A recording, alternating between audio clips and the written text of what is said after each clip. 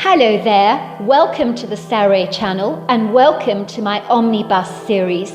I've got so many of these omnibuses that are going to come out so that you'll be able to listen to an hour's worth of stories, which I know you're going to love.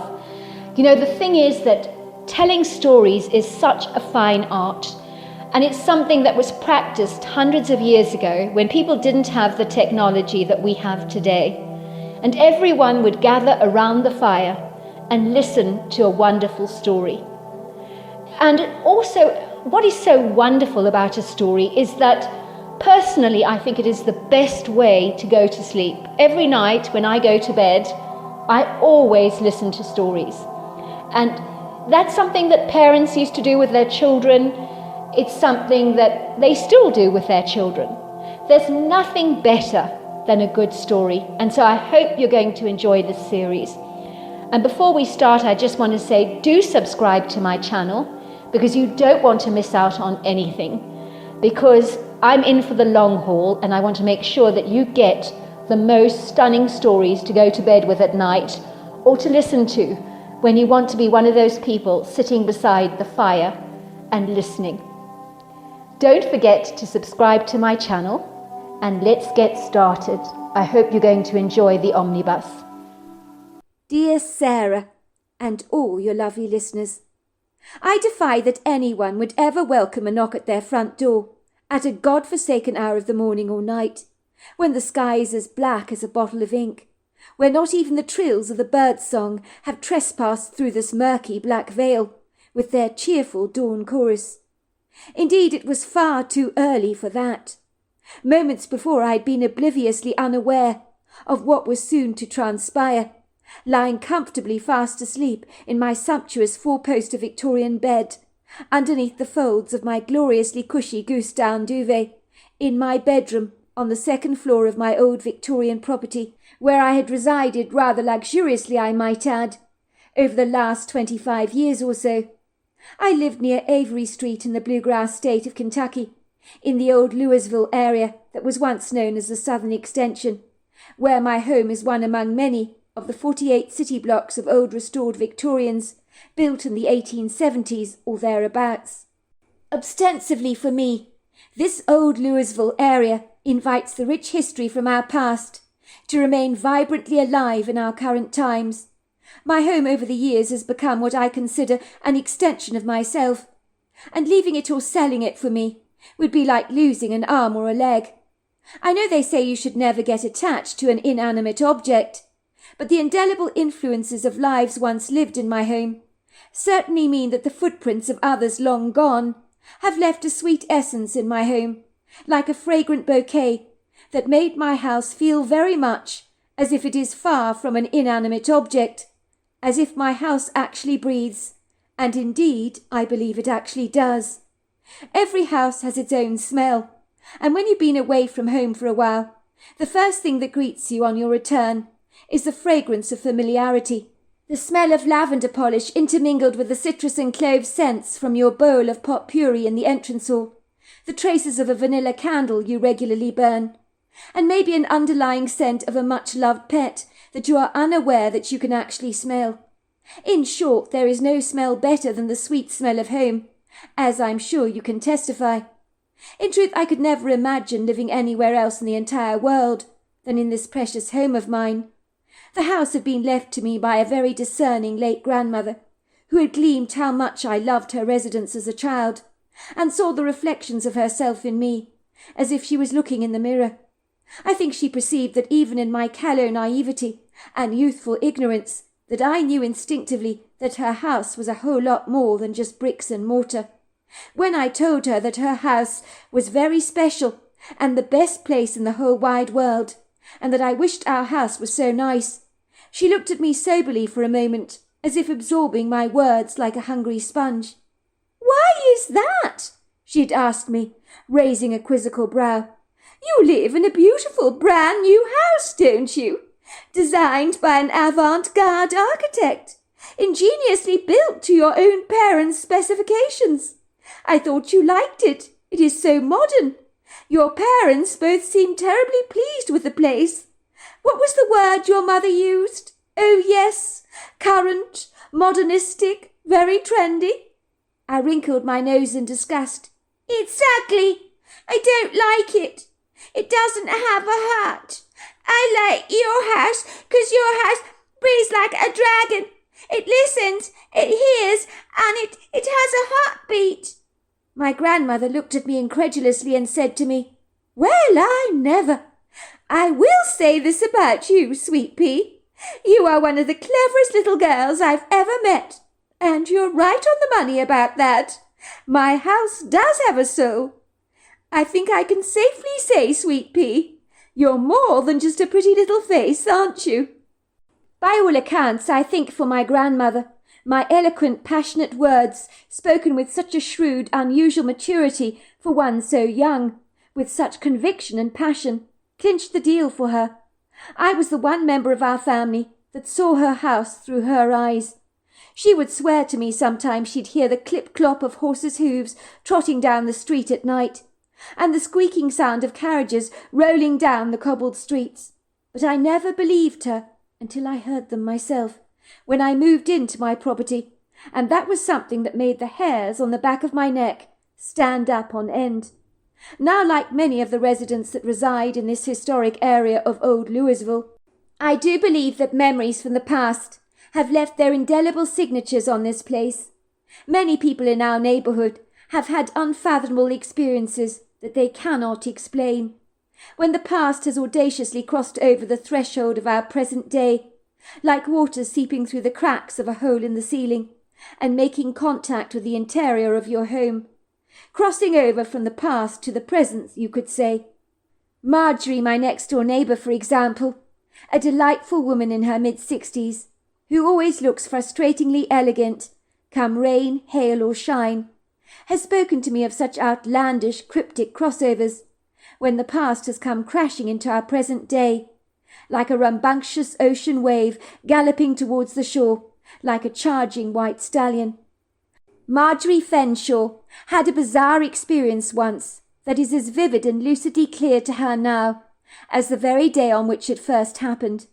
It would seem that two debonair men, in top hats and tails, knocked on her door at the dead of night, at 25 minutes past 4 in the morning to be exact.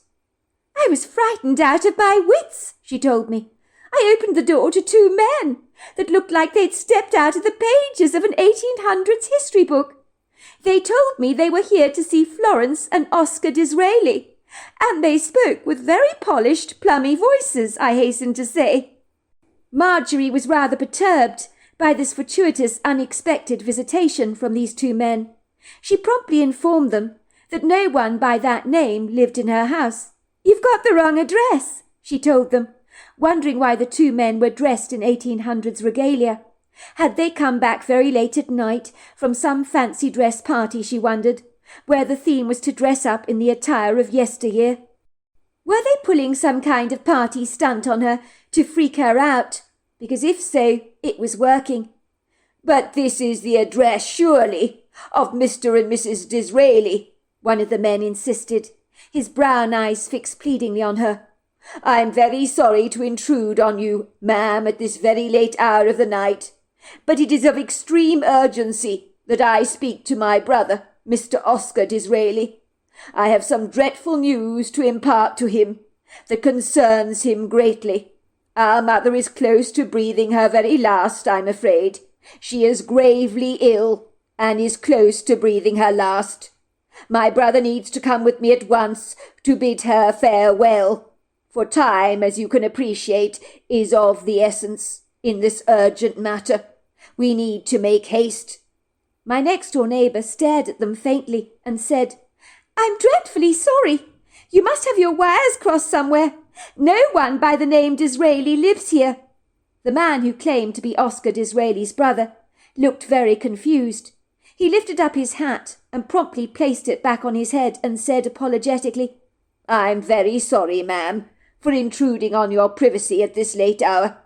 And with that they walked away, but my neighbour could hear them engaging in chatter as they disappeared from view.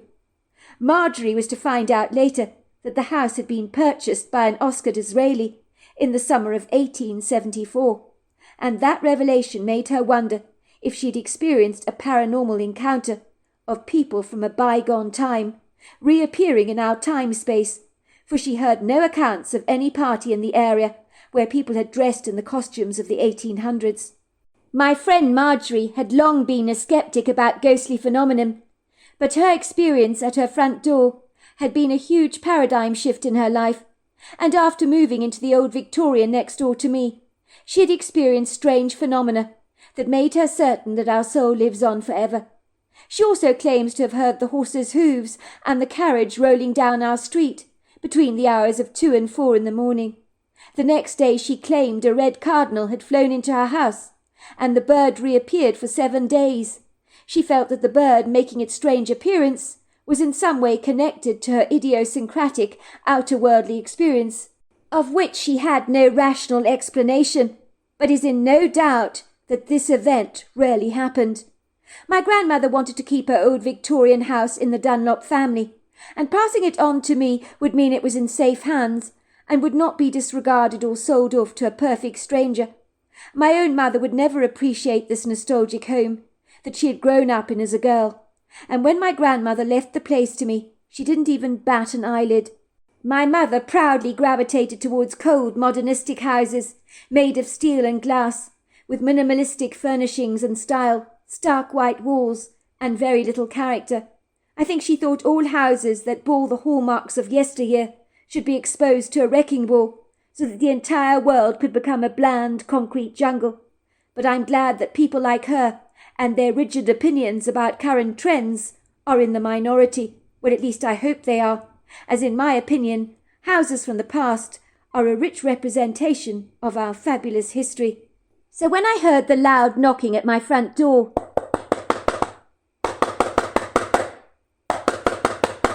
I held my breath for a moment and groaned. I did not want to get out of bed. The unwelcome, stagnantly cold air around me was icy. The rapping demanded my immediate attention, a resolutely invasive sound done with determination that you unequivocally knew would rudely continue until you answered the door, as if the person on the other side absolutely knew you were at home. My first thoughts were of 2 Victorian men, the very same ones that Marjorie had encountered at a God-forsaken hour 2 years prior. It was not unreasonable for me to wonder if those 2 phantoms from the past that Marjorie had encountered were now knocking on my door, asking for Oscar and Florence Disraeli. I mean, stranger things have happened, have they not? But I was not eager for this to happen to me, as the idea of meeting 2 ghostly spectres at this God-forsaken hour of the morning left me crumbling at the knees, and my heart fluttering like a nervous bird that has found himself embedded in the claws of the household tabby. I glanced at my bedside table. The clock on my nightstand read 10 minutes past 4 in the morning. It was hardly a wonder I was thinking about ghosts. I mean, who in their right mind bangs on your door at this ungodly time? The knocking continued. It was mid-spring, and the temperature in the early mornings and evenings still remained briskly cold. I pushed my reluctant feet into my fleece-lined slippers and slipped my arms through the warm sleeves of my dressing gown, tying the belt around my middle. I'm not sure why I didn't peer outside my window to the street below, but maybe I was afraid of what I might see. I trudged down the dark creaking staircase to the lower landing of the first floor, where the floorboards groaned beneath my feet, as if they too had been annoyingly woken up. I meandered through the hallway passage towards the front door, where I rattled the chains behind the door to unlatch it, and very slowly it swung open on its hinges. There were 2 police officers, a man and a woman, standing there in my doorway, their dark, shadowy silhouettes dappled by the pale light of the moon. This I did not expect to see. It was possibly a worse, more unwelcome sight than encountering 2 ghostly Victorian gentlemen. My heart began to pound violently in my chest, and I felt a prescient of something untoward tingle down my spine, as my hands became strangely clammy, and a prickle of sweat broke out on the back of my neck. I mean, policemen did not randomly drop in on you, if they were not about to bombard you with some bad news. But I tried to think of who could have died, I couldn't think of anyone that I was close enough to command this kind of interruption, which made me feel suddenly quite alone in the world, as when it came to family tragedies, I was unlikely to be the very first person the police would likely contact, so their incongruous presence at my door invited in the blurry fog of my mind more questions than answers. "Hello, madam. Good evening. You are Mrs. Scarlett Dunlop, is that right?" I nodded. "That's right. What is this about, officer?" Both the police officers exchanged withered glances between each other, as if what they were about to tell me was not something that they were eager to convey, an ugly part of their job that they would sooner avoid. They turned around to look at me, their eyes edged with pity. The policeman brought out his gold badge, which glittered in the moonlight, and then asked if he might come in, and apologized for imposing on me at this early hour of the morning. I should think so, I thought. I led them into the living room, where unplumped cushions lay tossed against a large sofa, and my black and white cat Barnacle opened up a yellow eye, one after another, at our fortuitous unwelcome visitors, with a very unappreciative wary gaze. He promptly decided he did not like their rude intrusion, and stretched out his nimble body by arching out his back, pushing his legs forward into a downward dog posture. Then, wasting no time, he bounded off the couch and sashayed out of the room, swinging his tail up and down, as if to say, "I'm not going to put up with all this nonsense at this obscene hour of the morning. Who do you think I am?" I knew exactly how he felt. I'd like to have followed his wise lead, but I politely remained anchored to my living-room floor, my ears unwilling to hear what the officers had to say. There was a china plate on the oakwood coffee table, covered in crumbs, and a little crust of bread left over from last night's dinner, a half-drunk cup of coffee, and several sweet wrappers that were scattered over the table like rose petals. I reached up to clear them away, possibly looking for a useful distraction, as busying myself has always helped to still the turbulence running amuck in my mind when I'm troubled. The male police officer told me to sit down and not to worry about cleaning up, as he had something very important to tell me. His sombre words rang in my head like a clamorous church bell. My heart began to race as it fluttered in my chest. As resigned to facing the storm of these police officers' revelations, I obeyed his suggestion, and with a vacillating hesitancy, I unwillingly sank into the pillowy couch. The police officers did the same on the chairs opposite to mine. I noticed one of the chairs was covered with a long line of recently washed socks that I had brought in from the rain, that were drying out on the side of the chair. An odd place to put them, I know. The two officers' eyes pinned in on me as they spoke very soberly. "I'm very sorry, Mrs. Dunlop. There is no easy way to tell you this," he said with a sombre expression on his face. "I'm afraid we have some bad news for you. Very bad news." My chest tightened as I felt as if the air from my lungs had been expunged. "I regret to tell you, Mrs. Dunlop, but your husband has been killed. Is there anyone we can call on your behalf to give you comfort at this grievous time? We are very sorry for your loss." "What?" I said. "What did you say?" I was trying to make sense of the officer's words, but they eluded me. It was almost as if everything he was saying became like background noise, like a waterfall, heavy traffic, or even the sound of a static radio. And when I looked at him, he became like a character on a silent movie, speaking to me with an open mouth going up and down, so I didn't hear a single word he was saying. For it would seem there is a switch in your ears that you can turn to mute very conveniently when you don't want to hear the cruel blows of harsh words that can hit across your face with the forceful ferocity of a large hailstone. "Mrs. Dunlop," said the policeman, crinkling his brow, "I don't think you heard me. I'm sorry to inform you, your husband Miller Dunlop is deceased. He was killed about 3 days ago, I'm afraid.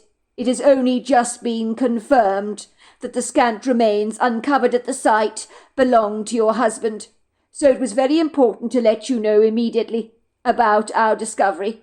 As I was saying, we are very, very sorry for your loss." "What? Miller is dead?" I gasped. "That can't be." I covered my hand over my mouth and looked exceedingly bewildered. but the officer's salient words refused to penetrate the blurry fog of my confusion, to gel into an image that I could actually entertain.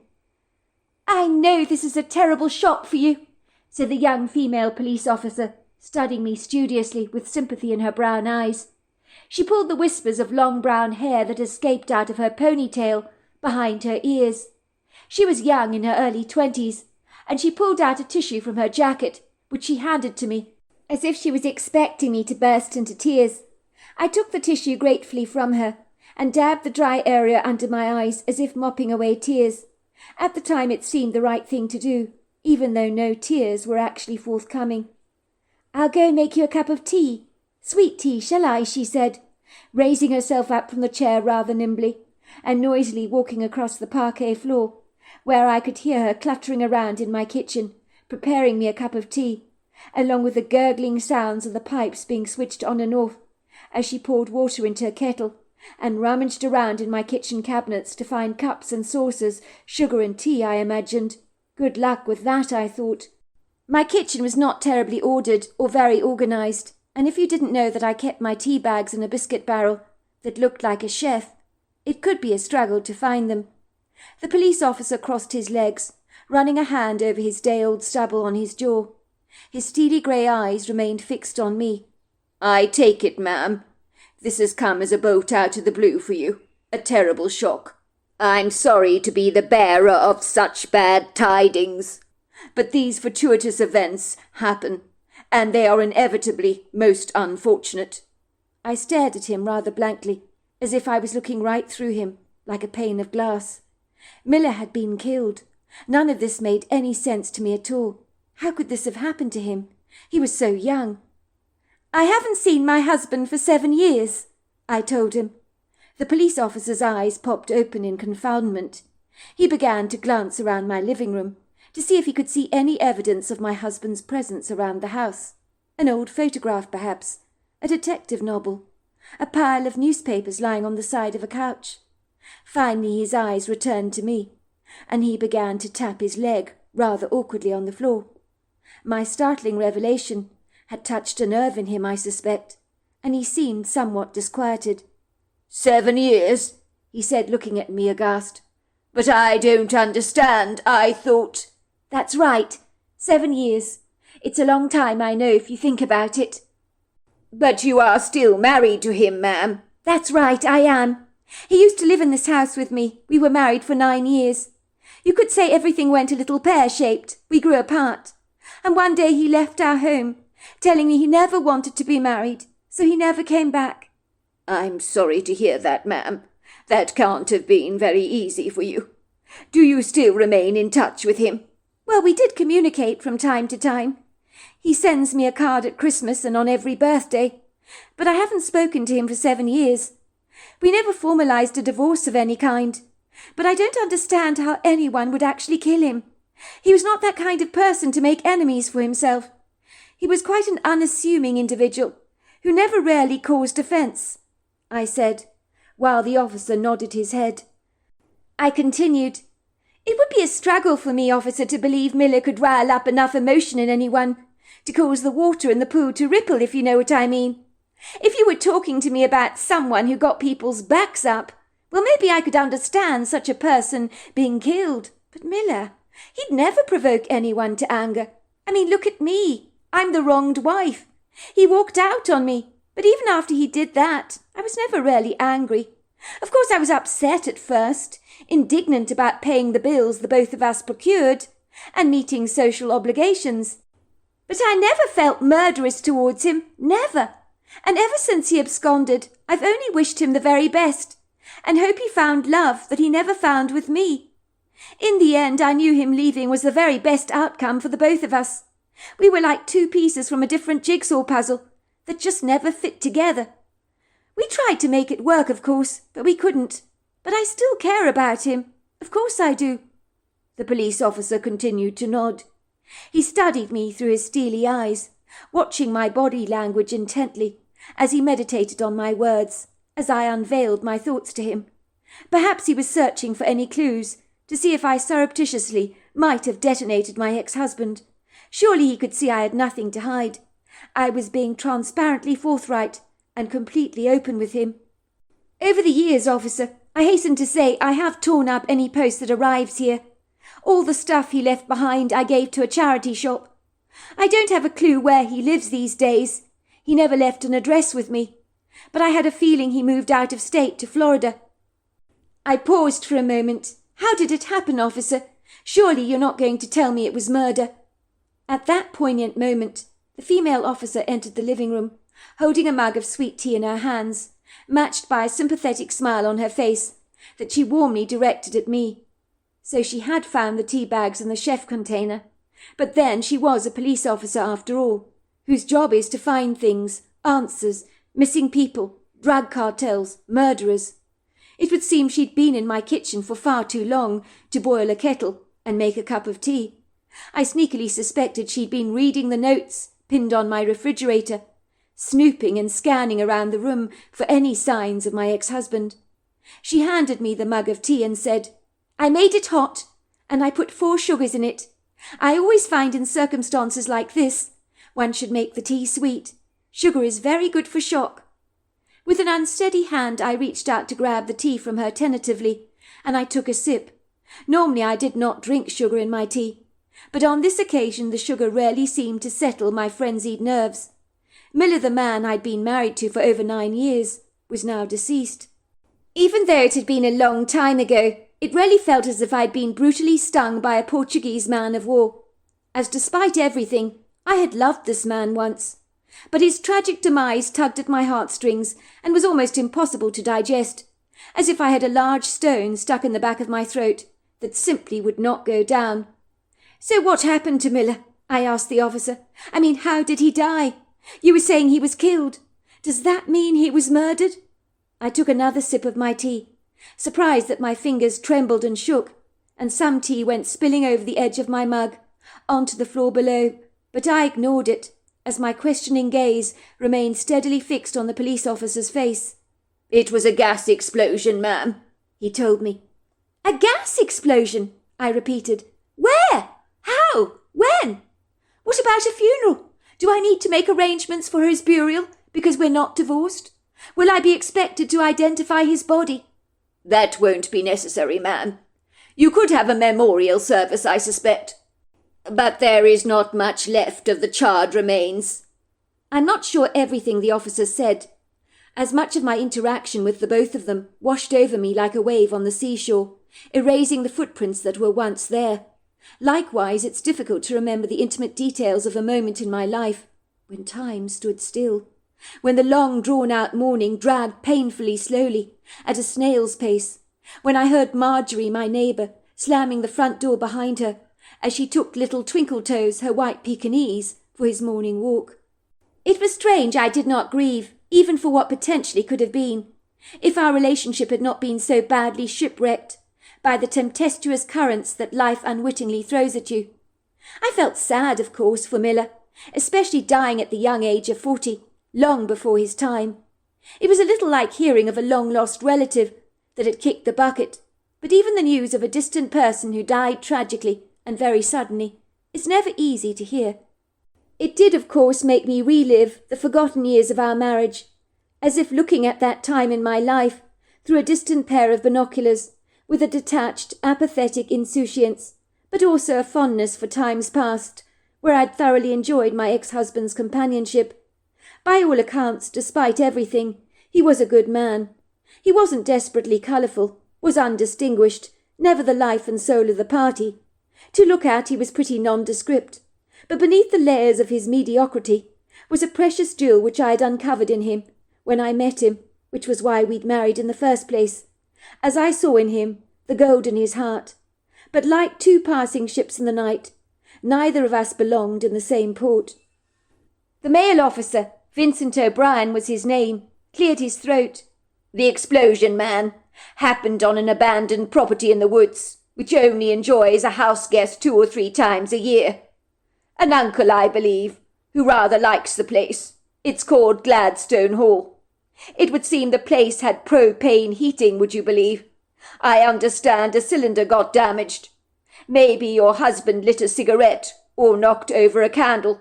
and the place burnt down over 3 days. I believe there's nothing left of the place. It was a couple of walkers that called it in. They knew the property very well, and were mortified to discover it had been burnt to the ground. I believe it was a fabulous-looking mansion. They were curious enough to investigate the premises, and saw the smoulderings of the aftermath of the fire. But thankfully the fire was contained, and never spread, as it could certainly have damaged the entire countryside. At this point in time your husband's death is considered a dreadful accident, but it would be remiss of us not to ask you if anyone may have wanted him dead, and purposely blown the place down with him inside, although that looks increasingly unlikely. If it's any consolation to you, ma'am, I think the smoke would likely have killed him long before his body was attacked by those flames, which suggests he must have fallen asleep. If indeed he had been awake, he would have likely got out of the house in time, before any real damage was done, although you can never be sure about things like that. When I thought of my ex-husband's smoking habit, I could recall a plethora of times when he'd fallen asleep with a cigarette in his hands, and on 2 occasions he'd burnt our carpet, and once set alight a stack of newspapers that I was forced to put out. My brow furrowed as I looked at the officers. I told you Miller did not have any enemies. People naturally liked him, but he wasn't that kind of passionate person that would make anyone angry enough to harm him, so none of this makes any sense to me. It was as we thought, said the officer, nodding his head, and holding the gaze of the female officer, as if they were both in agreement of this fact. The female officer nodded her head in response, and I felt relieved that they clearly did not think I had any connection to my ex-husband's demise, and that his tragic passing had indeed been a fortuitous accident. The officer cleared his throat. We found your husband's wallet, ma'am, a dog tag with his name on it, and a signet ring, along with a few bodily remains that have been positively identified as belonging to your husband. So it is a tragic turn of events, I'm afraid. We are very, very sorry for your loss. Could you tell me, officer, more about this place, Gladstone Hall, that you describe? I've never heard of it before. Was this where Miller was actually living? The officer shrugged his shoulders, glanced at his female colleague, who nodded, as if she was giving him the go-ahead to tell me about the place where my husband had met his end. The officer once again played with the stubble on his chin, which I guessed was a self-soothing gesture, his eyes never leaving mine for a moment. No, your husband did not live at Gladstone Hall. It might surprise you to know his apartment is not far from your residence. I would say he lives 30 minutes away from you. Well, he lived. In the Bluegrass State, of course. I had no idea. If that's the case, what was he doing at this Gladstone Hall? You say it's abandoned, but if the uncle visits the place 3 times a year, I'd hardly call it that. Well, it's not really abandoned. You're right about that. Gladstone Hall is reputed to being haunted, said the officer. It's not far from the Cumberland River, about 2.5 hours' drive from here. It's in a remote, very countrified location, far off the beaten track. It's often used by those in the know for ghost hunting investigations, to stay overnight, and to see if they can pick up recordings of paranormal activity, after gaining permission, of course, from the owners of the place. The real owners abandoned living there years ago, claiming that their lives had been plagued by an unseen ghostly entity called Chester that wanted them off his premises. I gather someone had been murdered in the house in the 1800s, and places like that excite paranormal investigators, rather like the Lizzie Borden house, although not many people knew about Gladstone Hall, apart from a select few in the know. In the 1800s, a woman called Giselle Tennyson inherited the house. It was rumoured that when her father died, he left the property to his daughter, which was exceedingly unusual in those days. Mr. Tennyson favoured his daughter Giselle, believing his son Chester could not be trusted to receive the family inheritance, as he had brought shame on the family name, and was reputed to being a layabout and a drunk who hung around places of ill repute, brothels and such, and on one occasion wanted to marry one of the women from that brothel, which went down with his father like a lead balloon, as you can imagine. I gather Giselle was found with a rope around her head, hanging in the closet at Gladstone Hall. Very tragic story by all accounts. Police said at the time that it was self-inflicted and a suicide, but everyone who knew Giselle said she'd never have taken her own life. She loved life too much and was looking forward to marrying her sweetheart, a man called George Silverstone. Most of the locals in the area believed Giselle's brother Chester had killed her in a moment of unbridled jealousy, to make it look like a suicide, so he could guilefully get away with murder and hopefully inherit the property, so that Gladstone Hall became his, which inevitably it did, and he did end up marrying the girl from the brothel that would have made his father turn in his grave. He emphatically believed Gladstone Hall belonged to him, and in those days the firstborn son inherited everything, so he was determined to kill his sister in order to reclaim what he believed was rightfully his. And it seems even from beyond the grave he's making his claim. In the 1980s, the new owners of Gladstone Hall moved into that house very happily, until things went badly awry. They never sold the place, as I keep telling you, so it remains in their family name. The family believed the ghost of Chester Tennyson was unleashing his furious wrath upon them, and this was confirmed by a psychic investigator who visited Gladstone Hall and claimed the angry ghost of Chester Tennyson wanted them out of their house.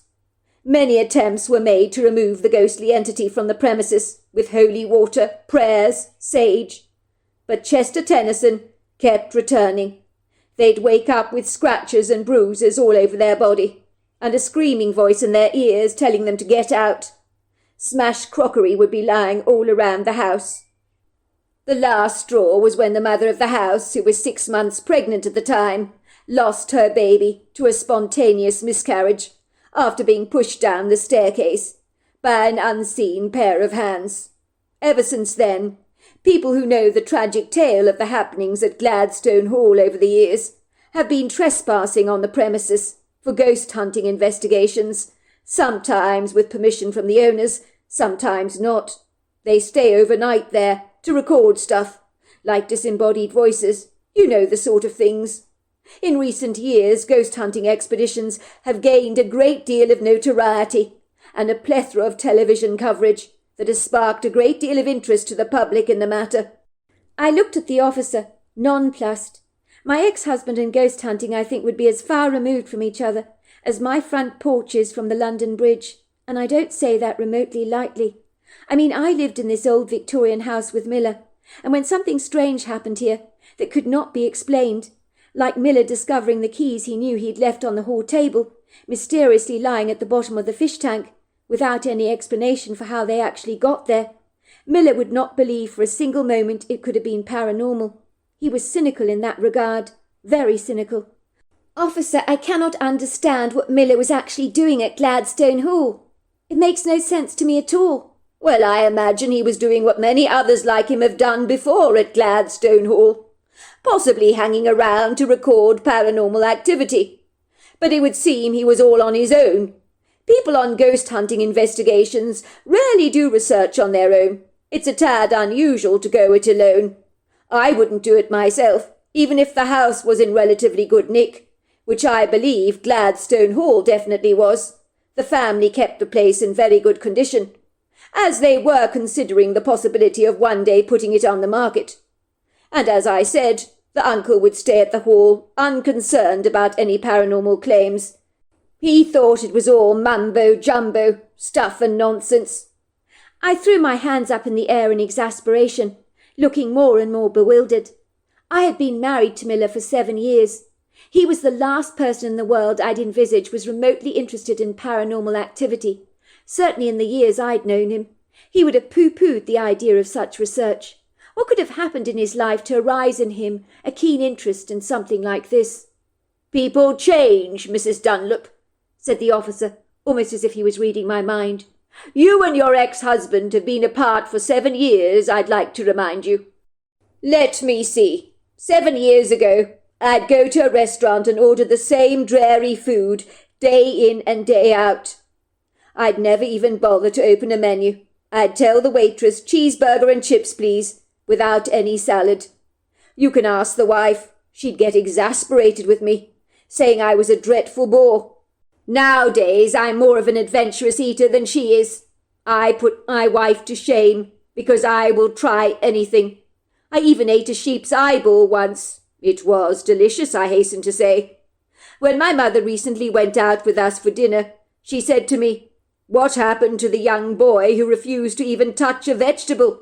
as she watched me tucking into my large plate of cream spinach, sprinkled with a plethora of Gruyere cheese. So yes, I think we do change. I'm sure if you look at yourself more closely, Mrs. Dunlop, you will find you've changed over the years. I tried to reflect on the officer's words. Had I changed since I last saw Miller? Would he still consider me the same person he knew 7 years ago? I was sure I had not changed that much. I had become more independent and resourceful after Miller had gone.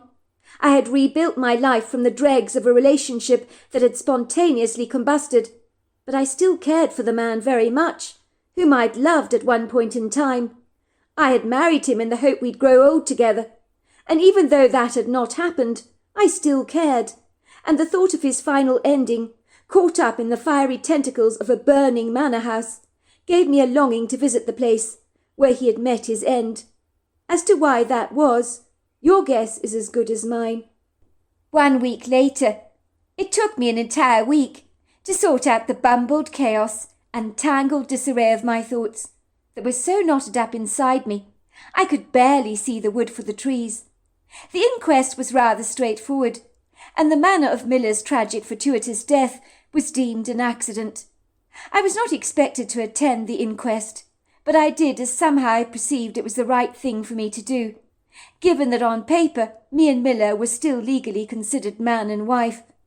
The police kept me updated through conversations with various members of the force.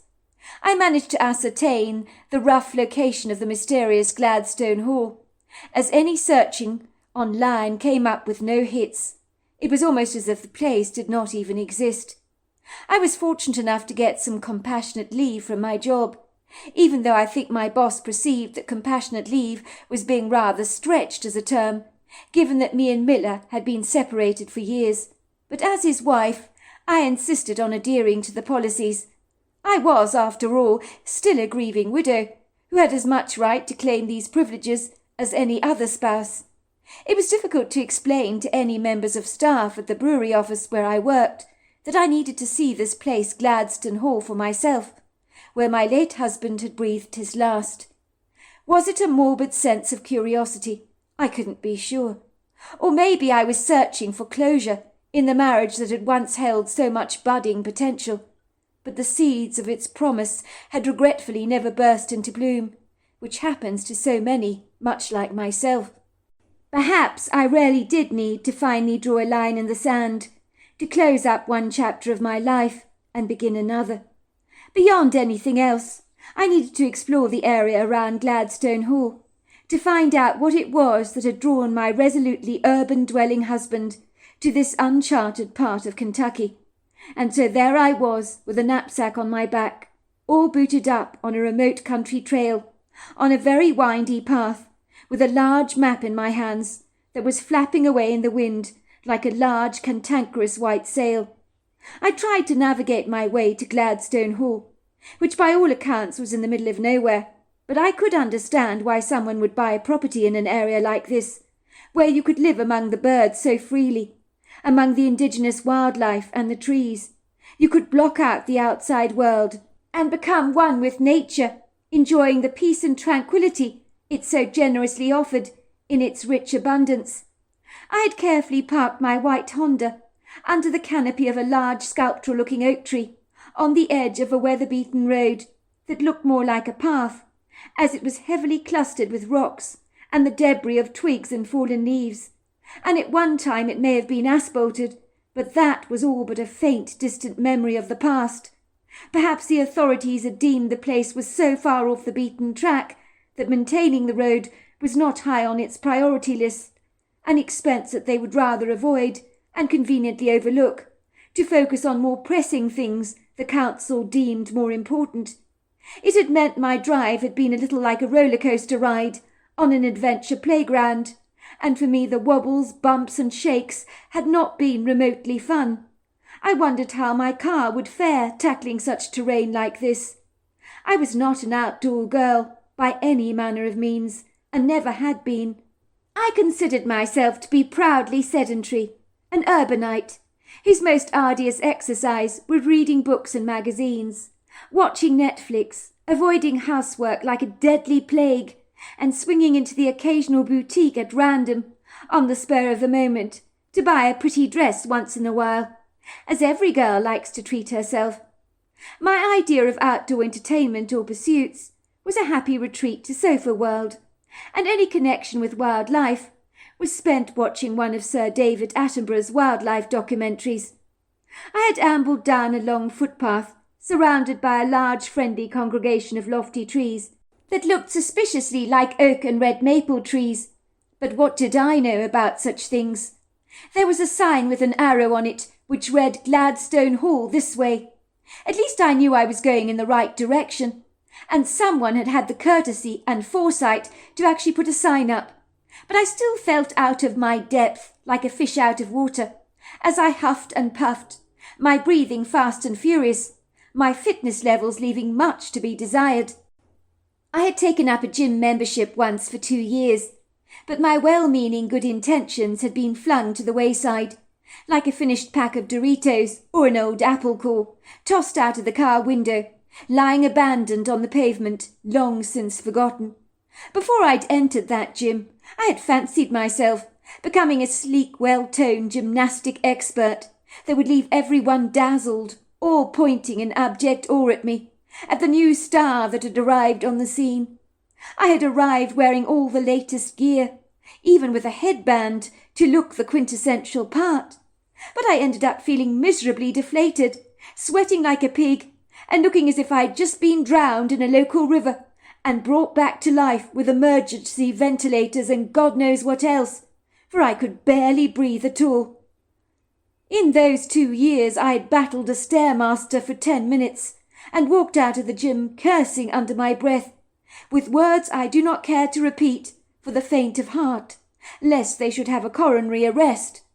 Right now, in this idyllic, tranquil woodland oasis, titillated by the ethereal bird-song, my aching legs plundered across the earthen trails with an ungainly swagger. I beat up the fallen leaf litter beneath rubber soles of my brand-new walking boots that had barely been broken in, for this was the first pair that I'd ever owned. The woman at the sports shop I'd bought them from told me that they could master any terrain better than any four-wheel drive. But did she stop to consider who would be driving my shoes? A fitness junkie who was nimble on her feet, or a sloth who preferred to hang upside down if given the chance? For indeed, if you had looked at me from a distance, you may have said, "That woman over there is a wee bit drunk, tipsy, inebriated, or even intoxicated. She's certainly not stable on her feet." But you would be wrong about the drinking part of your idol's somewhat presumptuous speculation, but right on the money about my lack of stability. By all accounts, my perfect feet that had never owned a bunion or a blister a day in their lives had almost certainly not been educated on how to navigate their way across rugged earthen trails like this, where rocks poked obtrusively through the ground like angry, jagged teeth, made worse by the gnarled roots that had tethered themselves to the ground like formidable ropes. Ostensibly their sprawling skeletal tentacles of wrath bludgeoned the ground with no repentance whatsoever. They stretched out their clawed hands spitefully. Indeed, they'd already tripped me up on 2 occasions so that I'd landed flat on my face, with dirt all over my chin, cursing under my breath all the clandestine landmines that lay treacherously in wait for me in this seemingly perfect woodland oasis that on the surface looked so innocently serene, but was anything but.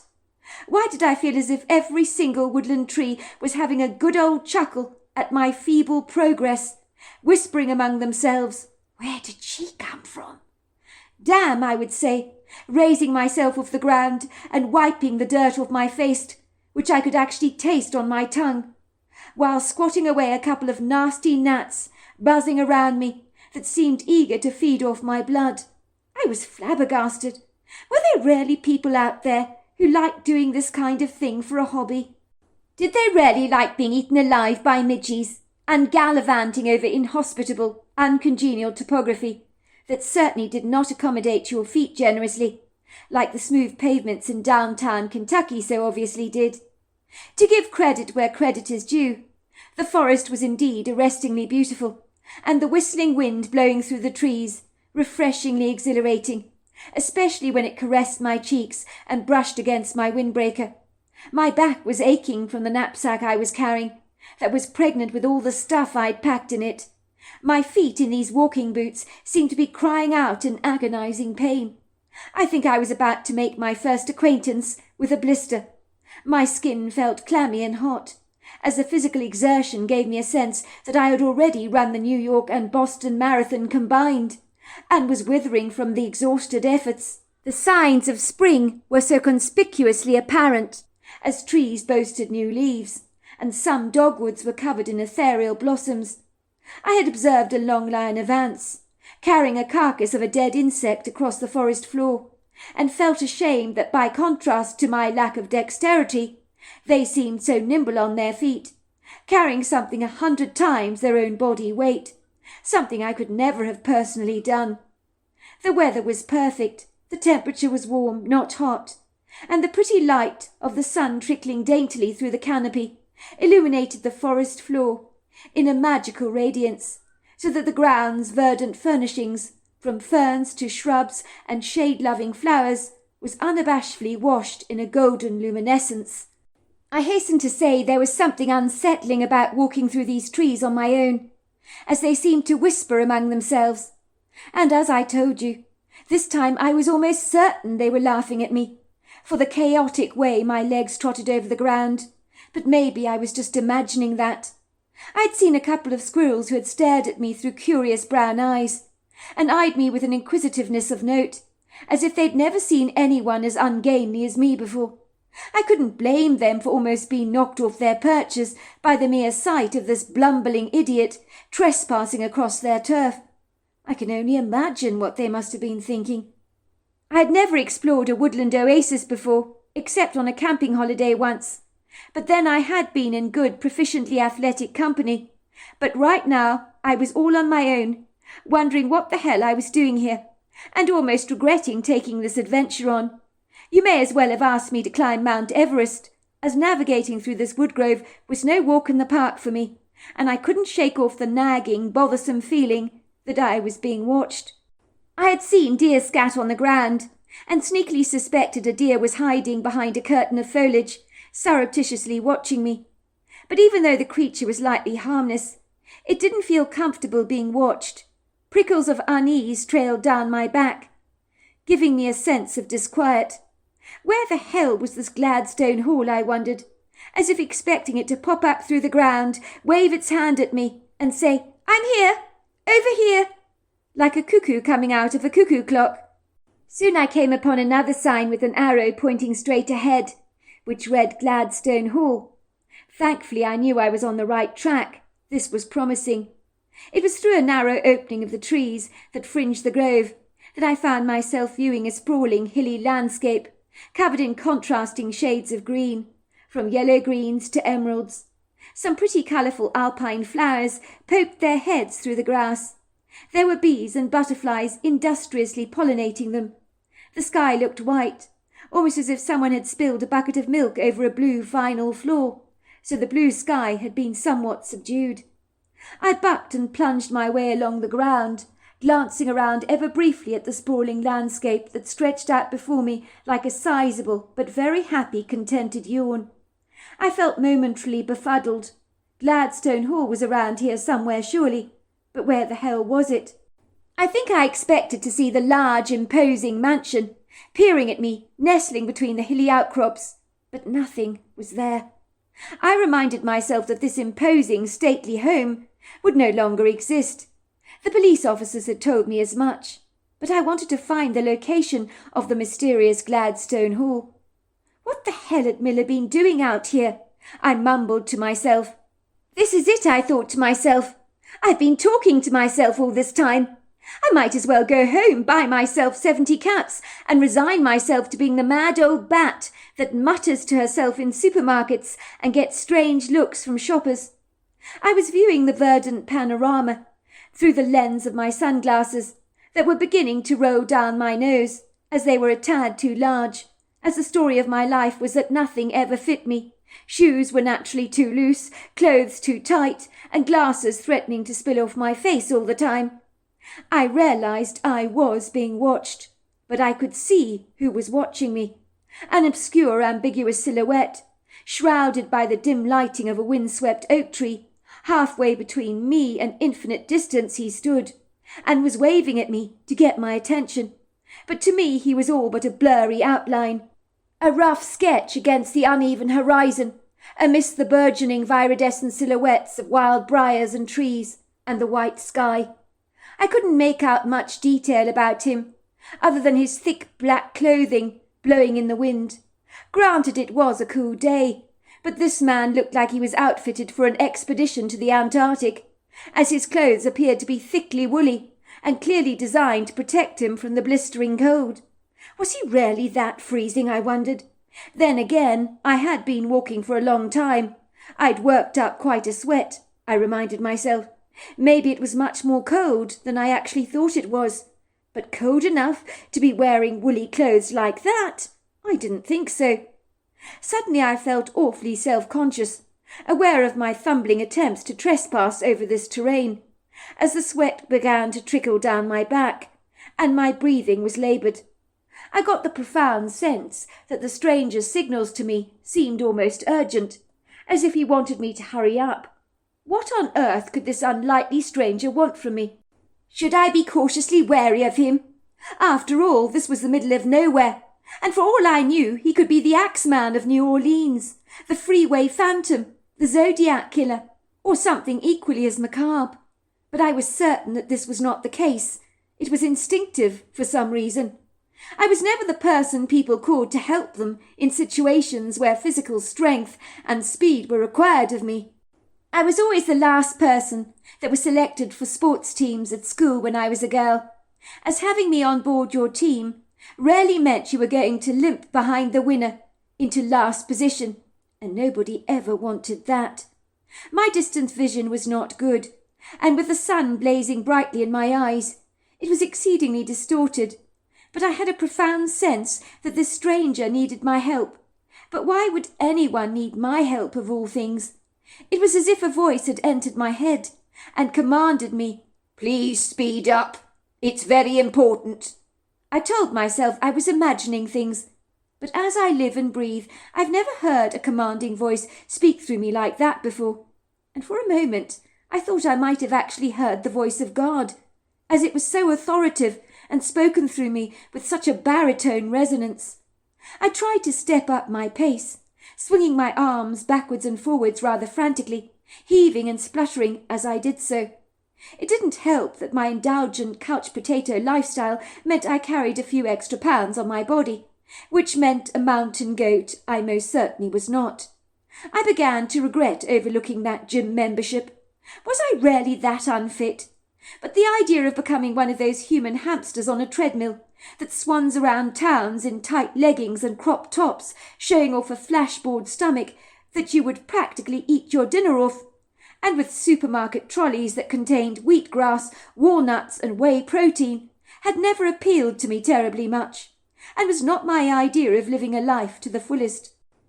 My short stint working as a nurse at a local hospital with the dying had made me aware of the swift certainty of life, and wasting my time running nowhere very fast on a treadmill, not reaching any viable destination, apart from the fluffy towel on the handrail, used to soak up all my sweat, for me cruelly ate away at life's pleasures, like a worm in an apple. Well, that's how I saw it anyway.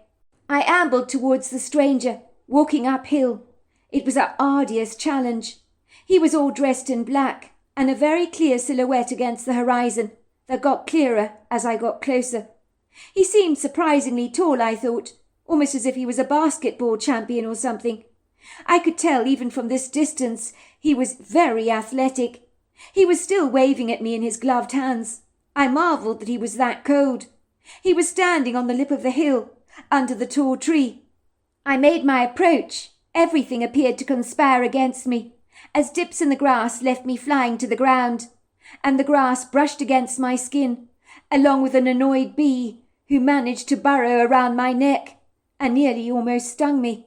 I could only wonder what this stranger was thinking, and my cheeks burned with humiliation. There was something about his eyes on me, soberly watching me from that distance, that made me want the stranger to think I was a well-conditioned walker. But the way I was stumbling around on the ground, I looked like a toddler attempting to walk for the very first time. I was so clumsy on my feet. A ballerina I certainly was not, but I never knew that I really was this ungainly. What the hell was wrong with me?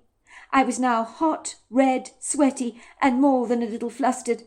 But as I got closer to the tall stranger, wearing his thick, dark outer garments, I realized that this stranger was no man. He was a Bigfoot, and that the outer garments I thought he'd been wearing were in fact his long flowing dark hair, and the gloves were his dark fingers. Are you kidding me? Are my eyes deceiving me? Is this an absurd, rather cruel trick of the light? This trip to Gladstone Hall was exceedingly bizarre. If people thought the place was haunted, I could see why. This idiosyncratic creature, was he even real? Or was this a ghostly, holographic projection of some kind? I couldn't be sure.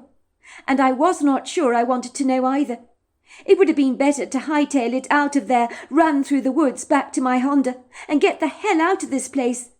But for some enigmatic reason, I remained anchored to the spot, like a boat in its mooring place.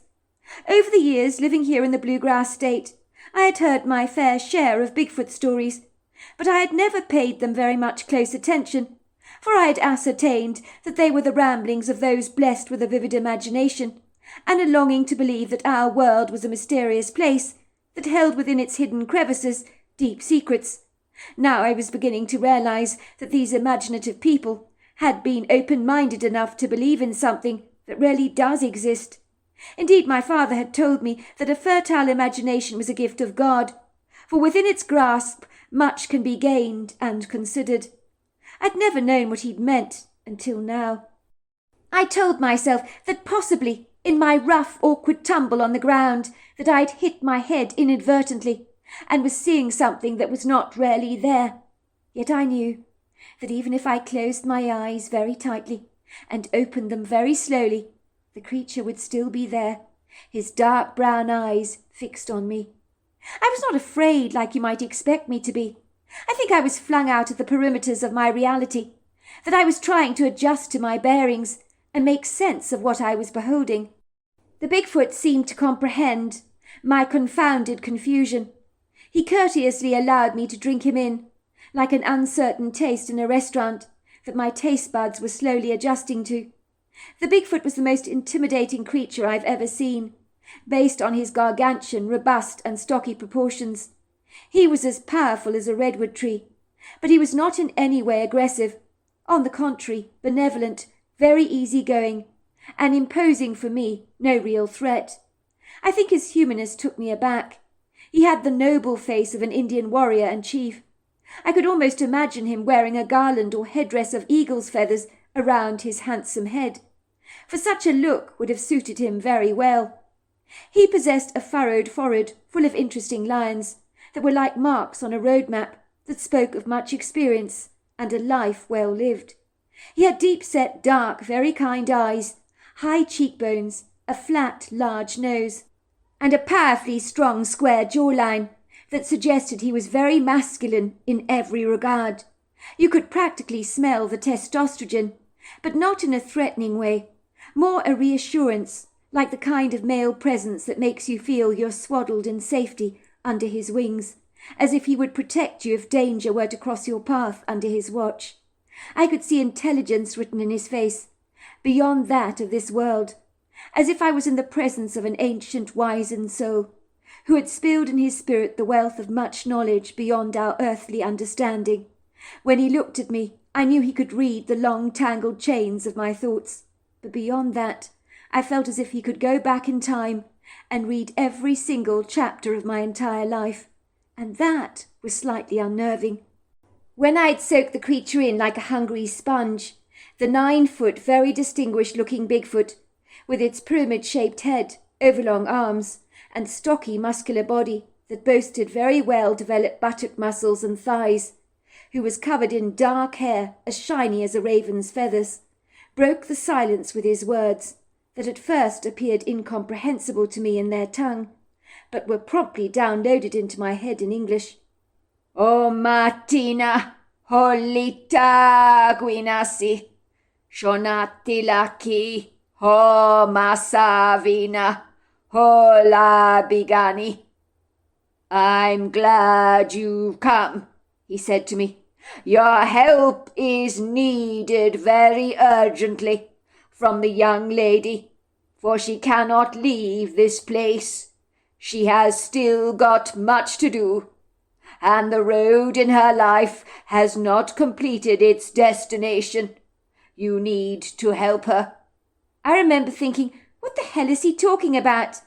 Who needs my help? Why? He gestured for me to follow him, and I followed him obediently across the side of the hill, wondering where on earth we were going.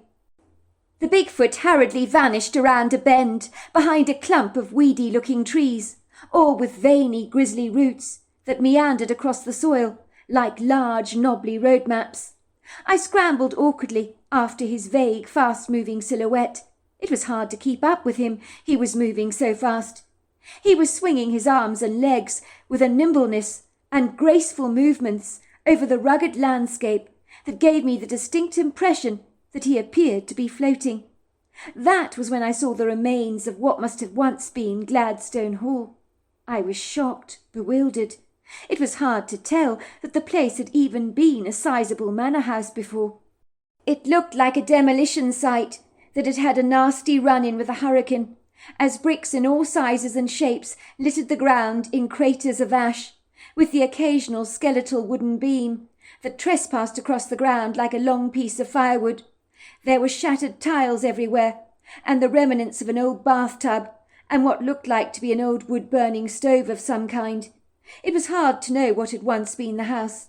Shadows seemed to float around the ruins, which caused me to shiver, as I thought with horror that this was the place where Miller had breathed his last, blown to smithereens here, with the walls, the furniture, and the roof. I hoped in my heart that he had not suffered, and had known nothing about the fiery inferno that had torched this entire place with him inside. If there was any comforting consolation, I remember that Miller could sleep through Armageddon without even awakening, so maybe he had fallen fast asleep and never woken up. The coroner believed that the smoke had killed him while he slept, and as I took in the macabre scene, for one imaginative moment the place felt conspicuously haunted, as if invisible eyes were boring into me from every side. That was when I saw her. The Bigfoot was pointing to a woman lying on the ground in a fetal position, and on her side, I could see, were bottles and bottles of empty pills. I picked up the bottle, and as was expected, it was empty. There were 5 of them, and I realized this woman had probably just overdosed. She needed her stomach pumped at once. I began to physically panic, and quickly felt for a pulse, and was relieved to see that the woman had one, but it was very faint. I hurriedly pulled my cell phone out of my side pocket of my knapsack, which I had dropped to the ground, but I couldn't get a signal. I wondered how long she'd been asleep for, and the Bigfoot told me in my head, "She's only just taken them." That was good news. If I could help her eliminate these pills before they all got into her bloodstream, there was a glimmer of hope. I immediately pulled the woman's torso up and tried to stick my finger down her throat, but that was not working. Anne was very clumsy, and she almost bit my finger in the process. At least I was getting some kind of response from her. The good news was she was groaning and moaning, and I kept shouting at her to get sick, to try and bring up the contents of her stomach, or she might die. I found a twig and thrust it urgently into her mouth, tickling the back of her throat. The woman's eyes popped open, and then staggering to her feet, she managed to empty all the contents of her stomach all over the ground, narrowly missing my walking boots. The stench of her green bile was loathsome. I slapped her on the back and forced the twig to the back of her throat again, with much protesting on her part. And then once again she hurled and hurled until she had nothing left to throw up.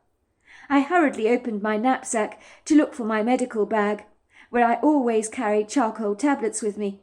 I thrust about 30 of these things into her hand, along with a bottle of water, and bullied the woman to take them at once. She glared at me through her puffy blue eyes, but she seemed to be wide awake. She stared at me and then to the Bigfoot, looking bemused, and then she said to me, "Am I dead?" "No, you're not. You're very much alive," I assured her. "But then who is he?" she asked, pointing to where the Bigfoot had been. But now he had just gone. "Who was who?" I asked. "Nothing. Never mind," she said. "I thought I saw, well, nothing." "Why did you have to make me sick?" she complained. "More to the point," I said, "what is so bad that you want to kill yourself in the middle of nowhere, where you're lucky I found you in time, because you could surely have died?" "That's the whole point, don't you understand? I want to die. I want to be with Miller. My boyfriend died here at Gladstone Hall in the fire, and it's all my fault. It's because of me he's dead. If I'd been here, I'd never have allowed him to use that profane gas. He was supposed to light a fire in the main room, where he was going to sleep that night. I was supposed to be with him, but I had to leave because my mother had an accident at the care home. She's got dementia, you see. Miller, well, he wanted to stay here with his equipment so we could see if we could pick up any EVPs, electronic voice phenomena. And he told me he'd got a fabulous EVP from someone called Chester, who was telling him to get out or he'd kill him. And now this had to happen." I took her into my arms and cradled her. She sobbed into my blouse, or, more to the point, sweaty T-shirt. "We were going to get married, the two of us. He was going to ask his wife for a divorce. He was so passionate about ghost hunting. He told me he and his ex-wife had lived in an old Victorian home, you know, in the old Louisville area, and sometimes strange things would happen there. He told his wife it was nothing. He was worried it would alarm her, but he said he knew something was going on. I met him on one of our ghost investigations at an old home in Kentucky, where we picked up some fabulous EVPs, and we've been inseparable ever since because we love the same things. And then this had to happen. Why did this have to happen? I love Miller so much. I can't imagine my life without him." I calmed the woman down and insisted I took her to the hospital for a checkup. She was discharged with a clean bill of health and was grateful to me for saving her life. "I don't know what I was thinking. I was in such a low place. It was a moment of madness." These days we remain good friends, and when she discovered that I was Miller's ex-wife, it made her feel as if she had a connection to me. She remembered the Bigfoot on the scene, but thought it had been a hallucination. "No, he wasn't," I assured her. "I think he was your guardian angel, for he was the one that called out to me for help. Without him, you'd almost certainly not be here, as I doubt I would have found you in time." The young woman, who would have married my husband, was called Kathy. She smiled at me and said, "The world really is supernatural, isn't it?" "It sure is," I agreed. So there you are. That's my story. Dear Sarah, and all your lovely listeners, the bell tingled at the Pig and Whistle RV Recreational Centre and Camping Ground as I opened the door of what appeared to be a sight office, or visitors' centre if you like, come shop, with a large sign hanging on the outside glass and steel door, which read, "Welcome to the Pig and Whistle. Opening hours 8:30 to 7 p.m. A young girl with a long angular face and honey-coloured skin, with shoulder-length bobbed hair that had been dyed a bright pink colour, with bangs and uneasy piercings in her nose and ears, stared at me questioningly through her narrowing eyes, as if she was trying to figure out who I was and what I was actually doing there. She tried to look grown up as she straightened up her slouched back, so she appeared taller than she actually was, and more intimidating, but she couldn't have been more than 15 or 16 years old, and her clumsy attempts to put on eyeliner looked more clown-like than elegant, as her long spider-leg eyelashes were congealed with way too much clumpy black mascara that was flaking off like old paint. Her black liner was streaming down her face, but to be fair, it was an excruciatingly hot day, and makeup in unforgiving weather like this, however professionally applied, was more than likely to run at the best of times. So maybe she hadn't been so cack-handed in the application after all. The searing heat unapologetically melted everything, and I could personally testify to that. "Who are you?" she asked me directly, and for a brief moment I didn't answer her. Who was I? It seemed such a strange, rather impertinent question to ask me. The young girl looked impatient, as if she didn't have all the time in the world to let me decide who I actually was. She was tapping her pen noisily and rather impatiently against a large open diary, stabbing the paper with her pen, leaving behind navy blue splotches of weeping ink on the page. She stared at me scornfully, through insolent large green eyes that rather reminded me of Percy, my cat, back at home, when he was not in a very favourable mood. She gave me a disdainful, contemptuous look, as if I was an annoying mosquito she'd seriously like to swat. I decided to inject some light-hearted humour into our conversation, to lighten the heavy atmosphere that seemed to have swaddled me rather claustrophobically since I'd entered the shop, and had found myself being eyed suspiciously by a petulant, sneering, rather cranky teenager. "Who am I? Oh, I'm Dolly Parton," I said with a big teasing smile. "Right, you're Dolly Parton, are you?" said the scoffing girl, giving me a disparaging frown that caused the sides of her mouth to droop downwards into an upside-down smile. She didn't appear to be remotely amused by my humour. "You think I was born yesterday, do you?" she said with a cantankerous fire in her eyes. "I might remind you, the country and western singer Dolly Parton is getting old these days, even if she does look good for her age. She has balloons for breasts and blonde hair, and you don't look remotely like her. Besides, you're in your 20s at a guess." She paused for a moment to take a deep breath. "I'd say you're 25, and I'm sorry with all the facelifts in the entire world. As I live and breathe, you're not going to convince me you're Dolly Parton," she said reproachfully, running her eyes up and down my body with a critical, acrimonious gaze, making me suddenly feel conspicuously small. I was not exactly looking my very best after my long drive in the searing heat. I was lucky not to be wearing any makeup, because I'm sure it would have smudged all over the place. But my bedraggled, limp blonde hair was clinging to my head like a wet mop that had been used on a filthy floor, and was badly in need of a fragrant wash. I felt sticky and sweaty in my blue denim shorts and white t-shirt that did not look quite so white after some chocolate ice cream accidentally spilled down its front at the most recent rest stop I'd visited on my journey, when a 6-year-old boy had unscrupulously run into me head first like a spirited, charging, bucking Bronto, smashing his ice cream bang into the middle of my t-shirt, so it had splattered all over me, like mud on a windscreen window. The cone had banged into my shirt and then smashed onto the floor below, so that the floor was covered in a melted, creamy milk chocolate. The child's mother had belligerently marched towards me, grabbing her kid by the hand, glaring at me through furiously judgmental brown eyes. Her gaze had burned into me with a vitriolic defiance. "You should look where you're going, young lady. Look what you've done to my son. You've destroyed his ice cream. Thanks to you, I have to buy him another." The kid had burst into tears, crying, "Mummy, that lady broke my ice cream. She broke it on purpose, Mummy.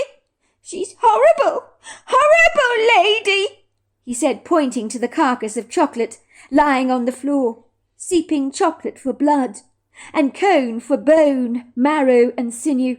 "I know, sweetheart, it's quite shocking, isn't it? People these days never look where they're going. Don't you worry," she had said capriciously, shaking her head indignantly, glancing over her shoulders at me to give me a murderous look that was designed to kill those faint of heart, but not me. I was well used to overbearing women exactly like her. I was born to a mother who was constantly plastering the blame on me for anything that went wrong in her life. So being falsely accused for something that I hadn't done was a badge I regularly wore. I stood there, unable to say a single word, my face guiltily flushing a bright pink colour, and my inability to say anything back seemed to affirm my guilt for any eyes that may have tuned in to this drama. "Don't you worry, sweetheart. Mummy will get you another ice cream. Honestly, as I say, some people, where do they come from? Running around, never looking where they're going." Everyone at the rest stop had looked at me, as if I was the villain, when the kid had run into me, not the other way round. Now this teenager at the Pig and Whistle was judging me on less than a clean T-shirt that I was sporting. That was hardly my fault, but then again she didn't know that. But besides that, who was she, so quick to judge me anyway? I had known the moment I woke up that morning that this was one of those inauspicious days that you could smell as distinctly as jasmine on the wind, minus the intoxication, of course. I had experienced this bizarre prognostication, if you like, in one of those ghastly bathrooms at the rest stop that smelt of urine, with one of the toilets choked up with loo paper, as if someone had decided to use more than 50 rolls to wipe their derriere. So anyone else hoping to enjoy a similar privilege would likely be left very disappointed, for there was no paper left. I'd wiped the chocolate away with some soap and water in one of those dingy sinks with a soiled wet T-shirt now clinging to my skin.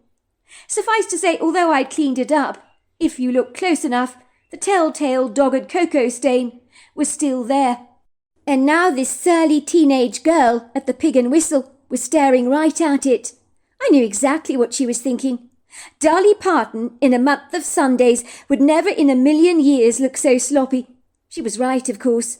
Sloppiness to Dolly Parton was as alien to the woman as a weed is in a floral display at the flower show. I flushed bright red. The girl continued unabashedly. "Even with the best plastic surgeon in the world, as I was saying, Dolly Parton ain't going to look as young as you," she said pointedly, her eyes narrowing all the more. "I know plastic surgery has come a long way, but no one can look 20 again, can they? It's physically impossible, even with good genes." If this bolshy, rather sarcastic teenager had been a cat, this would have been the perfect moment for the cat to have reached out and scratched me with her sharp claws. But thankfully this girl was not a cat, and her nails were very short, looking suspiciously as if she nibbled them out of boredom. So I could breathe a sigh of relief, and be grateful for small mercies, however miniature in size they might be. Before I could ask this very unaccommodating young girl for help in terms of direction to the nearest town, and tell her I was just pulling her leg about Dolly Parton, and explain that her question had taken me slightly off guard. In my book, asking someone who they are can be a wee bit rude. There are politer, more delicate ways of making such a forthcoming inquiry. Would it not be more appropriate to say, "Can I help you?" The young girl let out a long drawn-out sigh, as if she was growing increasingly frustrated with me. It didn't help that it was a hot, uncomfortable day, and it would seem her mood was as affronted and disagreeable as the insufferable heat.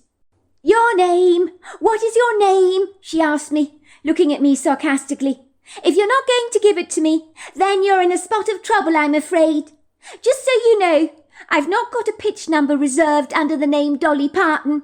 It's mid-August, and even if you are Miss Dolly Parton and a celebrity of note, I'm sorry, but we don't care here at the Pig and Whistle about all that kind of stuff. Even if you are royalty, we will not give you a pitch at a moment's notice. It never happens. We're booked up fully at this time of the year.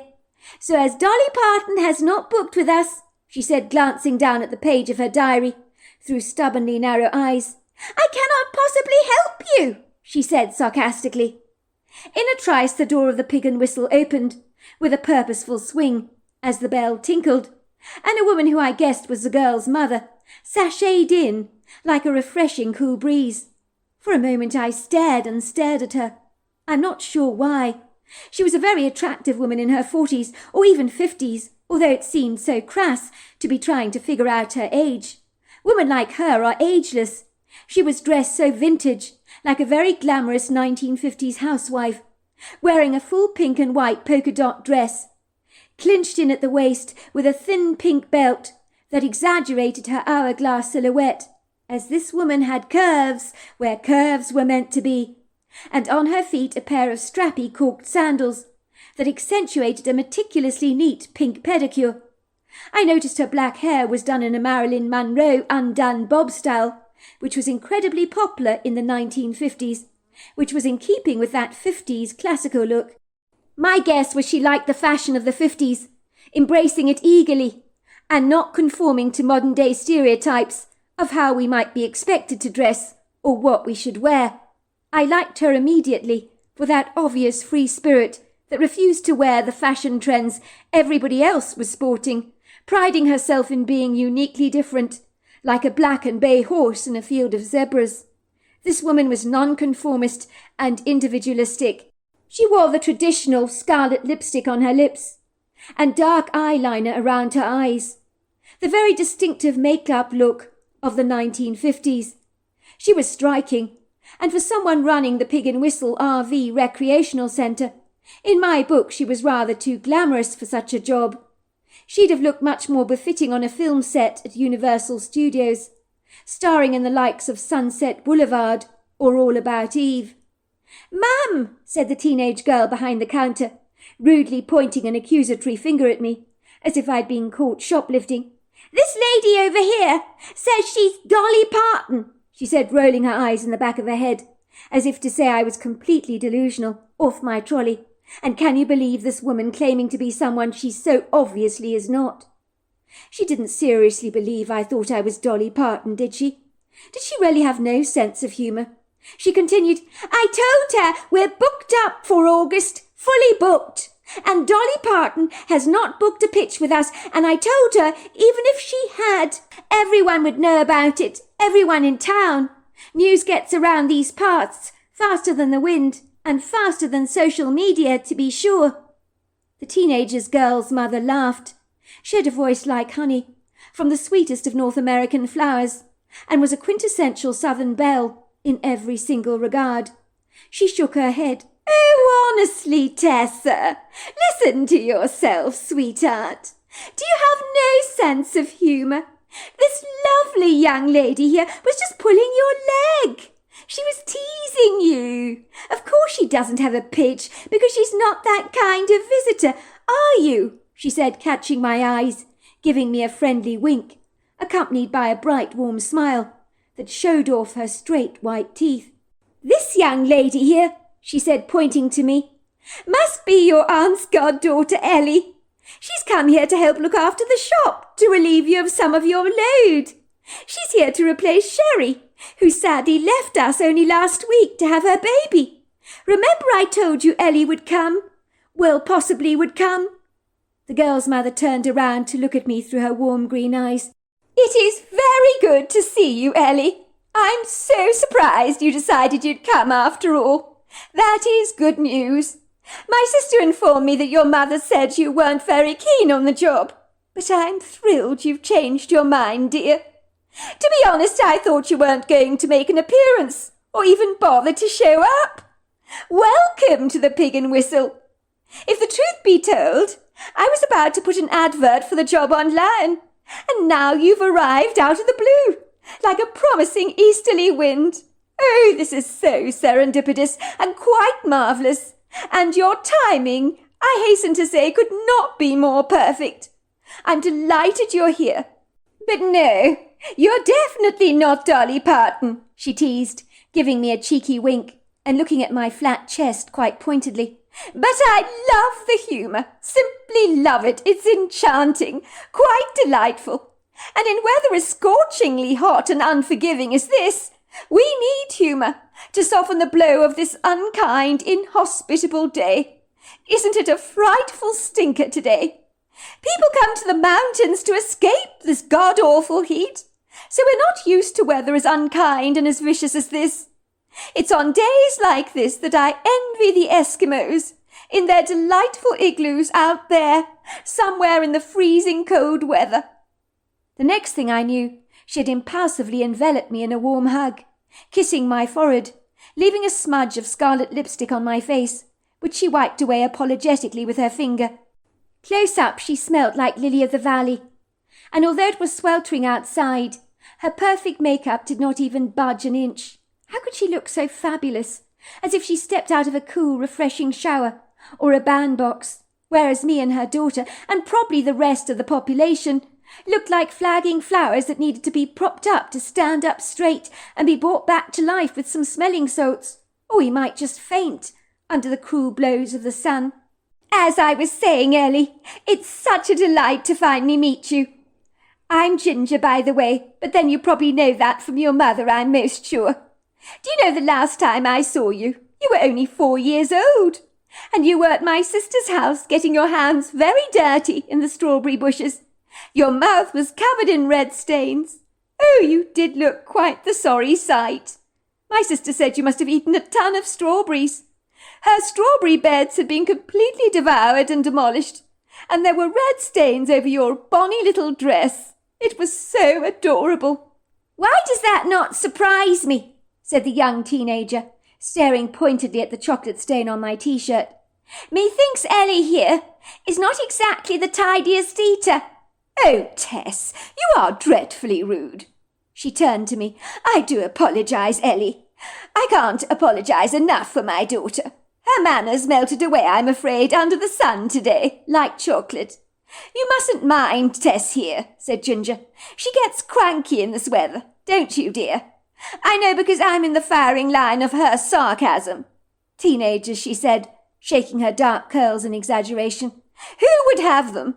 I know I wouldn't have given my life over again. Mum, why do you always say things you don't mean? And don't patronise me, said Tess, crinkling up her face in annoyance. I hate it when you talk about me as if I'm a baby. I'm 16 years old, not going on 2. Well, maybe I wouldn't, sweetheart, if you were a wee more polite to our guests.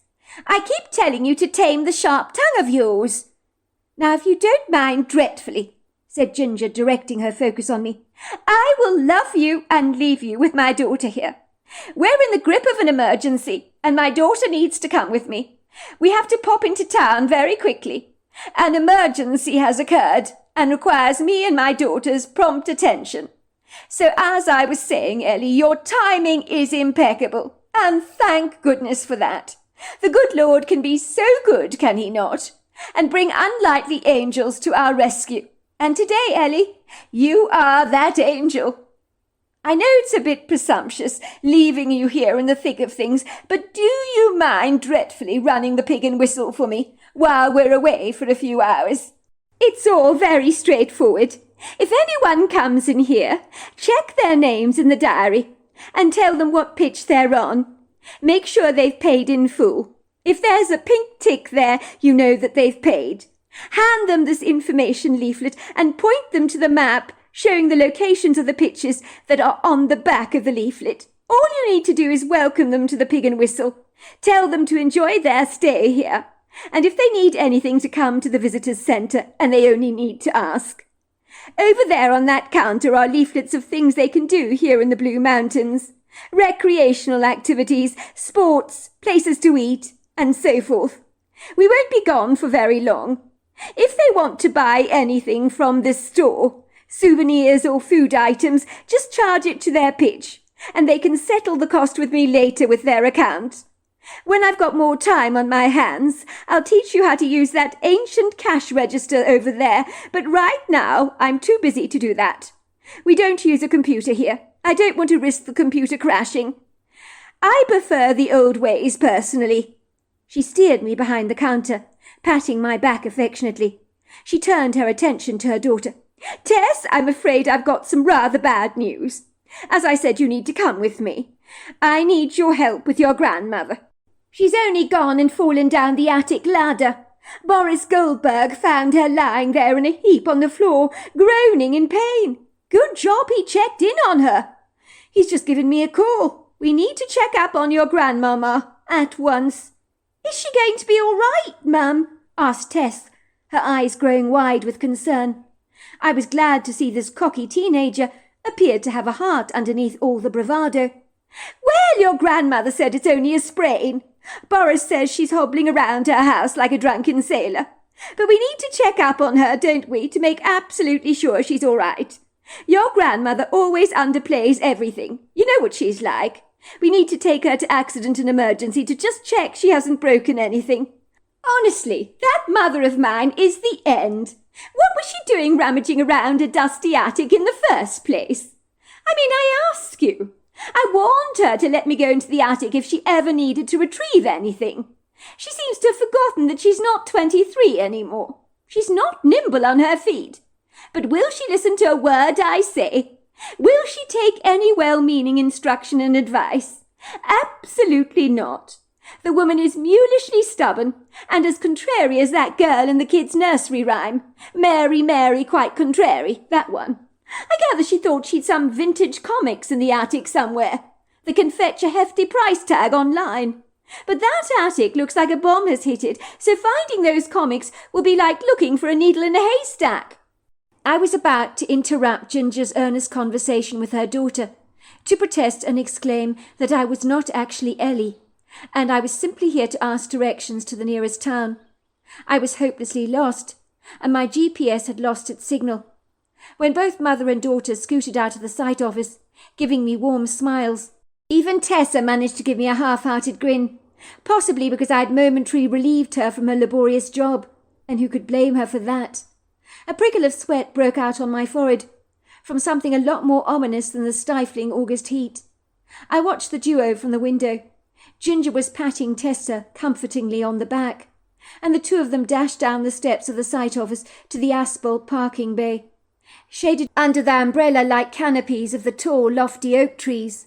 Ginger opened the door of a white Land Rover Discovery, and her daughter slipped into the car on the opposite side, so she was seated next to her mother. They both put on their safety belts. Ginger, with both her hands on the steering wheel, pressed her foot down on the accelerator. The engine purred. The car sprang into action unabashedly, whizzing down the driveway towards the uncongenial road, where only moments before I'd found myself hopelessly lost, and had sighed with relief when I'd seen a sign for the Pig and Whistle. Now here I was, on unfamiliar turf, filling in the shoes of a young woman called Ellie, and hoping with all my heart that no one would enter the sight office while Tess and Ginger were away. It was such a dreadfully hot day, but thankfully an upright, rather noisy fan on the floor was blowing out cool air upon me. I was so thirsty, my throat parched and dry. I would have gladly helped myself to a bottle of water from the stockpiles of drinks on display in the refrigerator, but I knew that that wasn't my place to do so. The sight office was actually a visitor's centre and shop combined. Well, that's the best way to describe it, with wooden-panelled walls covered in framed pictures of the Blue Mountains. There was another picture with a mother bear with 3 cubs standing close to one of the RVs at the Pig and Whistle. Another was a mountain lion, sneaking up to an unsuspecting herd of deer. Another was of a man standing over a silvery lake with a fishing rod in his hand, reeling in a 5-foot monster. The shop boasted shelves of sun hats, suntan lotion, plasters, mosquito repellent, headache tablets, cough medicine, tissues, hand creams, lip ice, torches, citronella candles, matches, barbecue coals, firelighters, water bottles, T-shirts with signs that read the Blue Ridge Mountains, windbreakers, socks, sleeping bags and blankets.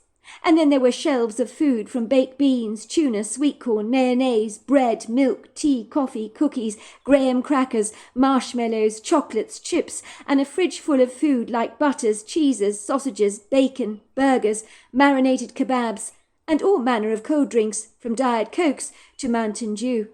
And last but not least was a large freezer cabinet containing cartons of ice cream, and single-serving ice creams and lollies.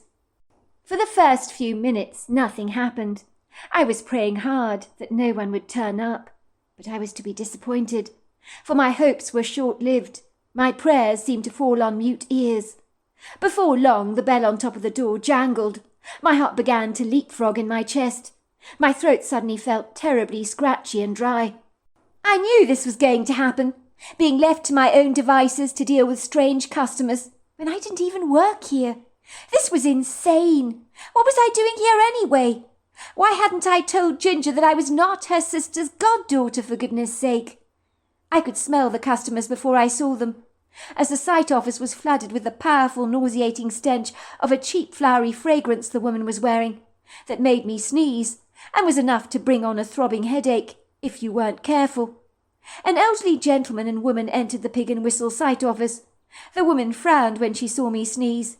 Did no one tell her that her overpowering fragrance would wake the living dead? But unlike Tess, who would lightly have expressed her candid opinion about the matter, I wisely held my tongue. "Hello there. Where is Ginger?" asked the man, in an almost brusque tone of voice. Sorry, she's not here, I told him. She's called out on an emergency. I'm standing in for her. That's an awful pity, said the man, his shoulders sagging in abject disappointment. I guess I was a sorry, bedraggled, rather unglamorous sight, compared to the breathtaking Ginger. It would be like comparing the male eastern bluebird, with its vivid bright blue feathers, compared to its grey female equivalent, with only a suggestion of blue on its wings. No prizes for guessing who was the drab bird, and who was the vivid, exciting one in these circumstances. This poor man was meeting the drab grey bluebird this morning, when he'd anticipated a far more gregarious, electrifying reception from Ginger, which must have been somewhat dispiriting for him, especially on a cruel day like this, when even the plants in the countryside were crumbling in drooping, subdued clusters under these objectionable, unendurable, scorching conditions. "I'm Porter Collins," he told me. "This is my wife Deirdre. Ginger usually gives us a pitch, number 13. Would you check if that is our pitch today, please?" The elderly woman, with her blue-rinsed hair and steely grey eyes that did not miss a trick, gave me a wry, rather dry smile, studying me suspiciously through her narrowing gaze. Why was everyone giving me funny looks today? Was there something in the water, or had my soiled T-shirt invited much objectionable scrutiny? Or was it that these two elderly people did not like someone new filling in for Ginger or Tess? I suspected the latter was probably the case, as likewise both my grandparents were rigidly set in their ways, and hated change of any kind with a zealous passion. Indeed, they viewed strangers with great suspicion, which was something I could never get my head around. My grandfather would always say, "But we don't know her," when they went to the grocery store to buy milk, and had discovered someone new behind the counter at the grocer's in their small rural town. I had to explain to them that the milk was not going to change just because it was sold to him by a strange face that he did not know. "But how do we know she can be trusted?" he would say, concerning the poor lady at the till. "Supposing she slipped something into the milk?" my grandmother would intercede, her blue eyes widening in abject alarm. "I mean, you hear stories, don't you, all over the news about people being clandestinely poisoned?" I thought my grandparents were winding me up, but it seemed their eccentricities were getting worse and worse by the day, the older they became, and paranoia had become a very real issue for the both of them. To be fair, both my grandparents were close to 100 years old, so I should cut them some slack and make some allowances for them. I opened the black diary to check for the Collinses' names. I gave them a smile. They had paid for their pitch in full, and were marked under pitch 13. I coughed to clear my throat. "Yes, you're both marked for pitch 13, I told them, handing the woman a leaflet. She waved my hand away. "No need for that, dear. We've been coming here for years, you know. We know all there is to know about the Pig and Whistle, don't we, dear? It's the best RV recreational centre and camping ground you can find in these parts, let me tell you. Lovely views, plenty of privacy here. You can't get better than that, I find." "I'm very grateful that we're at pitch 13, I have to say," she said, clasping her heart tightly and letting out a sizable relieved sigh. "Ginger is very reliable like that. She never lets us down, does she, dear? God bless her cotton socks. She's a very good woman, she is. Heart of gold she has, you know." I think there must have been a furrow line developing between my brows, because Mrs. Collins obviously thought that I need an explanation for her rather peculiar remark. 13 is my lucky number, you see, she explained. People say it's bad luck, you know. Me and my husband find the reverse is true for us. Isn't that so, dear? She said, looking at her husband to affirm her idiosyncratic claims. Mr. Collins nodded his head in agreement. Wherever we go, we always choose the number 13, he said. It never lets us down. We even own 13 goldfish, and when one of them dies, all hell breaks loose, doesn't it, sweetheart? It's true, said the woman, her crepey eyes widening. On the day that one of our goldfish died, my very best friend Olive had a stroke. I tripped over a plant pot, sprained my ankle. It was too terrible for words. Our elderly dog died on the doorstep, for no apparent reason, and some boy on the street threw a brick through our window in a moment of madness. I returned from the grocer's with low-fat yogurt instead of full cream. It was very inauspicious. One thing went wrong after another, you could say. So my husband here, she said, pointing a finger in his chest, went off to buy another goldfish. So the number was now 13, and once again, everything was happily restored back to normal. And let me guess, your troubles went away, I said. Yes, as it happens, they did, she said, raising a brow, looking at me incredulously. How did you know about that? Oh, it's just a lucky guess, I said, giving her a watery smile. The day sailed by painfully slowly, with a few more people receiving their pitch numbers. I'd point to the map at the back of the leaflet to explain where they could put up their tent or park their RV. For someone who wasn't used to speaking to strangers, I wasn't doing so badly. Many looked as crumpled as the sweet wrappers in the front seat of my car, as this heat had left everybody flagging. Everyone except Ginger, of course. I was beginning to feel deflated. I was dying of thirst and looking longingly at the water in the refrigerator. I was also starving hungry, as I hadn't eaten anything all morning, apart from a cup of coffee at the rest stop. The nearest I got to any food was a run-in I had with a kid with his chocolate ice cream, that sadly evaded my mouth and landed on my T-shirt and the floor, of course. Let's just say in this unrelenting heat wave, the thought of a chocolate ice cream was literally making me drool.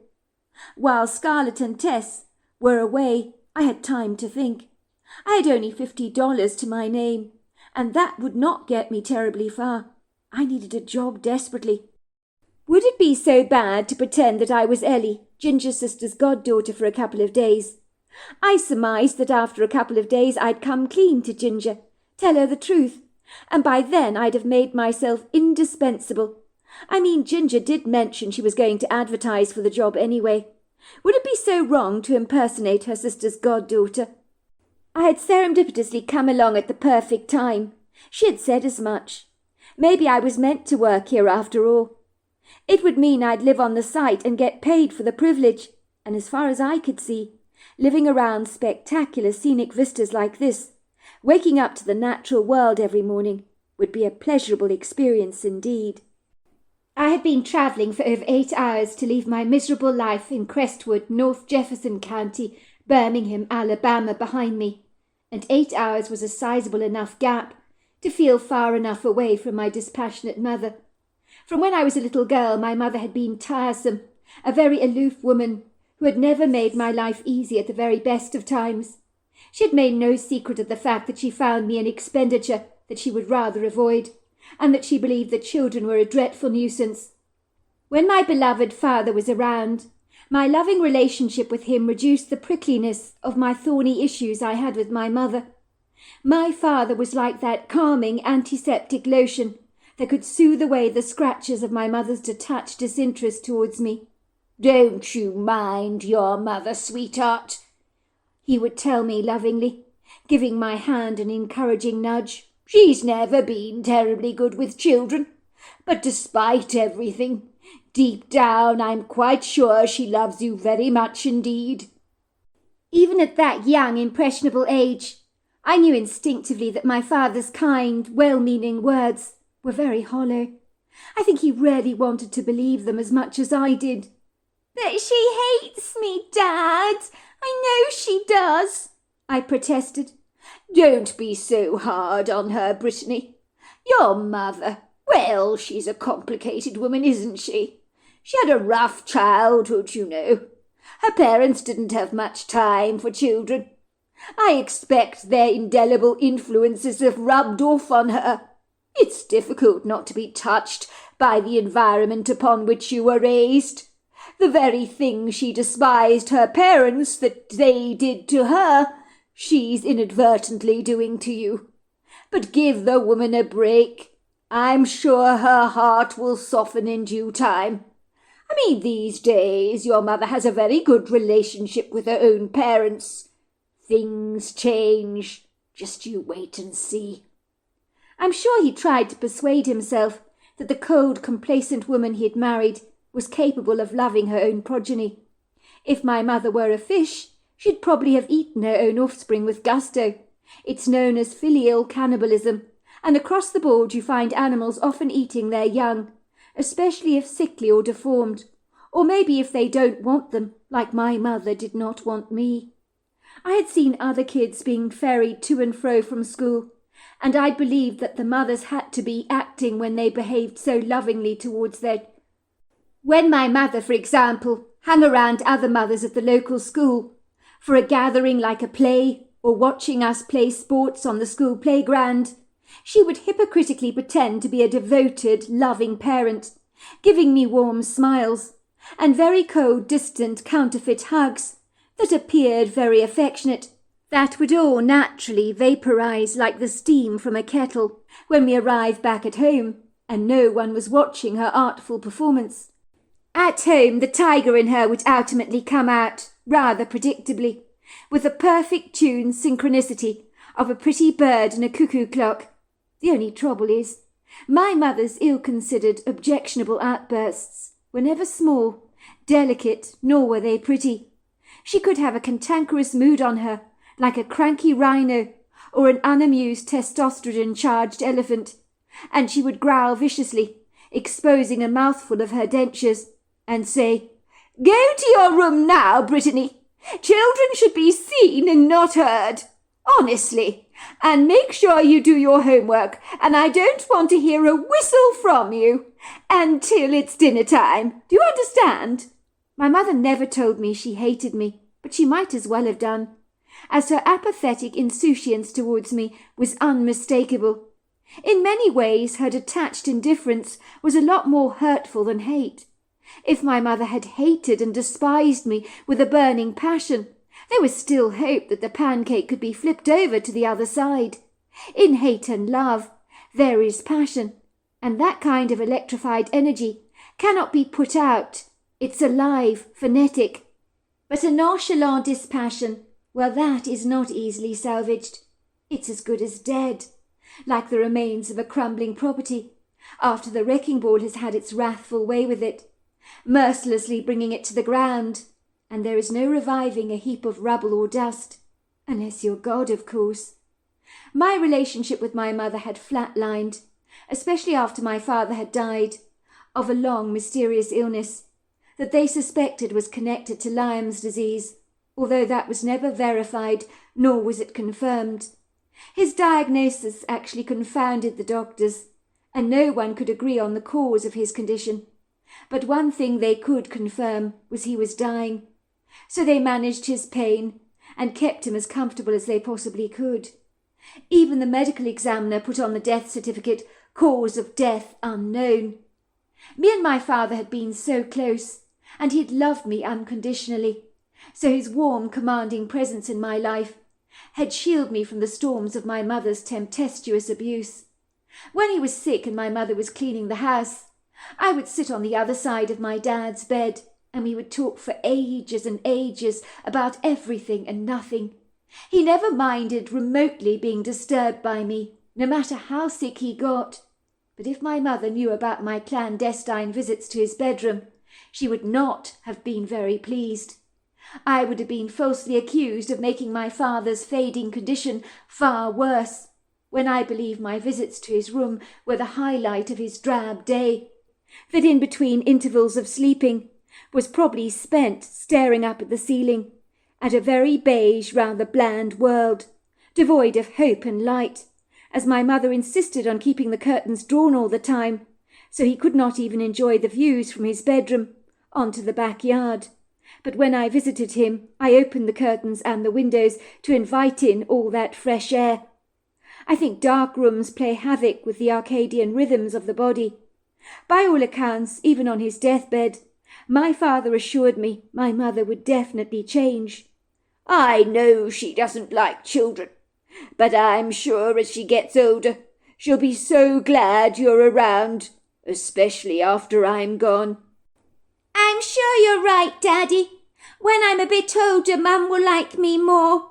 She doesn't like me because I'm still young, but when I'm bigger, she'll like me. I'm sure you're right about that, I had said, seeing the worry dapple his face. I didn't want him to breathe his very last, stressing about my contentious relationship with my mother. But I knew she would never ever change, and it would seem I was right about that. She had concluded that she didn't like me, and when my mother decided something, her mind could never be changed. She was resolutely stubborn in that regard. She was like that with the political party she voted for, that her family had backed for many generations, and the Alabama Crimson Red football team that she fastidiously supported. If the truth be told, I don't think my mother's dispassion she exhibited towards me was actually personal in any way. I believe any child born to her would have been met with the same similar disdain. After my dad had died, my mother slipped into a deep depression. She had loved my father very much in the best way she could, although she was never good at showing any emotion. She locked herself in her bedroom for weeks on end. I thought she'd die in her bedroom, and so would I, as all the food in our pantry had whittled away into absolutely nothing. The cheese in the refrigerator went mouldy, the bread grew green fur, the vegetables turned into liquid mush, and the tins in the pantry had been eaten one day after the other by a 13-year-old girl with an unbridled growling stomach that refused to be satisfied. I remember on several occasions eating a plethora of newspaper to fill up my belly, to stop it from aching so much. I was terribly afraid to contact my grandparents, or anyone close to the family for that matter, to tell them about our desperate plight. Looking back, reaching out for help would have been the right thing to have done, but I was not a savvy, resourceful child. I waited impatiently for death to find me, so that the hunger pangs in my body would finally come to a stop. I had reached the point of no return, when life had lost all its meaning and depth, and had become pitifully grey in every regard. I no longer cared about my life, which is sad for someone so young. Instead, one day my mother, who at one point had been terribly overweight, emerged from her bedroom slender, miraculously having shed over 50 pounds in body weight. She then took that long overdue trip to the supermarket, with me at her side, and we began to eat again. I thought that heaven had landed for a brief moment, when my stomach was soon satisfied and enthusiastically crammed with smooth, creamy, rich chocolate, ice cream, thick wedges of fresh bread, served with lashings of butter, ham, cheese, and pickle. In the beginning I could only eat small portions, as my stomach had shrunk considerably. It was when my mother began to shop for all this food again that I knew that at long last she had come out of her long hibernation like a bear. I was not going to die after all. But my optimism was short-lived. Even though I had food in my belly, living with the likes of my miserable mother was an arduous daily challenge for me that I had to bravely overcome. And I admit I was terribly afraid of her, especially without my father around. The only way I can describe it to you is having a dodgy electric connection in your house that you're afraid might electrocute you, but you have to use it, so you handle it with kid gloves and the utmost of care, as you're terribly afraid that the electric sparks will blow up in your face. I was reminded all the more about how much I missed my father at this time in my life. I certainly wished it had been the other way round. Then me and my father would be having the time of our lives together, without the sour influences of my mother, who could turn milk rancid just by looking at it. How I missed my dad's beautiful essence. The tears I shed for him kept coming like a leaking faucet that never gets fixed, as his absence from my life left my heart sorely wounded and very broken. For in my opinion he was the best father in the entire world, but I'm allowed to be biased, of course. After my father had died, and after my mother had stopped shopping for food, I looked like an orphan on Oliver Twist, as my clothes hung on me in limp rags. I had lost so much weight that I could ill afford to lose. My cheeks were hollow and sunken. Some people thought I was seriously ill, and possibly dying with the same mysterious illness that had afflicted my father, which some people thought might be infectious, until they realized the cause of my weight loss was deprivation of food, and nil by mouth. Everyone believed my mother had been on some miraculous weight loss diet, and wanted to know her quintessential secret for such a radical transformation. I remember she told anyone who listened that the diet she had been on had brought her close to death, and that she wouldn't recommend it to anyone. She never told them her weight loss miracle was a broken heart, a refusal to eat, and a strong desire to die. And she had brought her daughter along with her for the ride while she was at it. I remember hearing one woman whispering in the supermarket to her friend in abject disgust, "It's horrifying, isn't it, to see how thin poor Brittany has become? Granted her mother went overboard with losing weight, but to put a 13-year-old girl on a diet, it's criminal. The girl wasn't even overweight, she was always skinny. She looks like a twig now, a twig that could easily snap, she's so thin. That woman, she wants locking up, let me tell you." The trouble is, living with my mother had definitely become intolerable over the years, and without my dad to cushion the blows of her thorny tongue, it wasn't easy. My mother snapped at me continuously like a truculent crocodile, and was always moaning about something that I'd invariably done, which was always my fault. In truth, I felt like someone who was staying at a relative's house and had long since outstayed their welcome. Ostensibly for me, I needed to leave, and the need to go had become overwhelming. Now that I was 21 years old, I didn't need to stay a moment longer with my mother, and when I realized this, I was itching to leave. I had thrown a suitcase of clothes into the back of the second-hand car I had bought with a little of the money my dad had left me after he died, most of which had been eaten away by my mother, like moths in a woolly carpet. Luckily my mother lived rather well thanks to my dad's life insurance policy, so she never needed to work ever again, and I doubted she ever would. She was not the kind of woman that enjoyed embracing new challenges in her life, and if she could lounge around all day and do nothing, that would be her choice every single time. My mother would talk longingly about a day when artificial intelligence could do all your cleaning and cooking for you, and she had decided when she got her artificial robot cleaner, she'd call it Bertha, goodness only knows why. "Where are you going?" my mother had asked me, when she saw me sauntering off to pack a few of my things in the back of the car. I could feel the tension swinging between us like a pendulum. "I'm going," I told her, meeting her steely gaze without even the flicker of an eyelash. I was tired of being bullied by my mother, and this time I would fight back. I was not going to be the pushover I'd been for 21 years of my life. Finally the phoenix was rising from the ashes. As if sensing my resolute determination, in a bleating voice she said, "Where to? Where are you going?" "I'm leaving," I told her. "I'm moving away for good. It's for the best for the both of us. Besides, I'm 21 now. It's the right time for me to leave home, to stretch my wings and fly." "How dare you, Brittany? You are so ungrateful. You've always been an ungrateful girl. You can't just bog off like that. I have got dinner in the oven. I don't want to waste all that extra food I've cooked. How can you be so incredibly selfish and so self-centered? After all the trouble I've been to on your account, I'll have you know I've been slaving away in that kitchen." "I'm sorry, Mum, but I have to go." You can eat the leftovers in the morning, can't you? The two of us living together is not working out. I'm always getting under your feet. You've made it perfectly clear that you find me terribly annoying, and I'm not enjoying your company much either, I said boldly. My mother's face contorted. She grimaced. You're not going to get very far with no money, Brittany, to your name, she told me, with a glint of satisfaction in her eyes. You'll be back, you mark my words, as you always are, with your tail between your legs, begging me to come back home. You can't possibly make it without me. You know that. I know that. I'm sure I'll see you in a couple of days' time, when you finally come to your senses and you realise that you simply cannot cope out there without me. You may think I'm a vicious old shark in a little pond from which you would like to escape. I know that's what you think.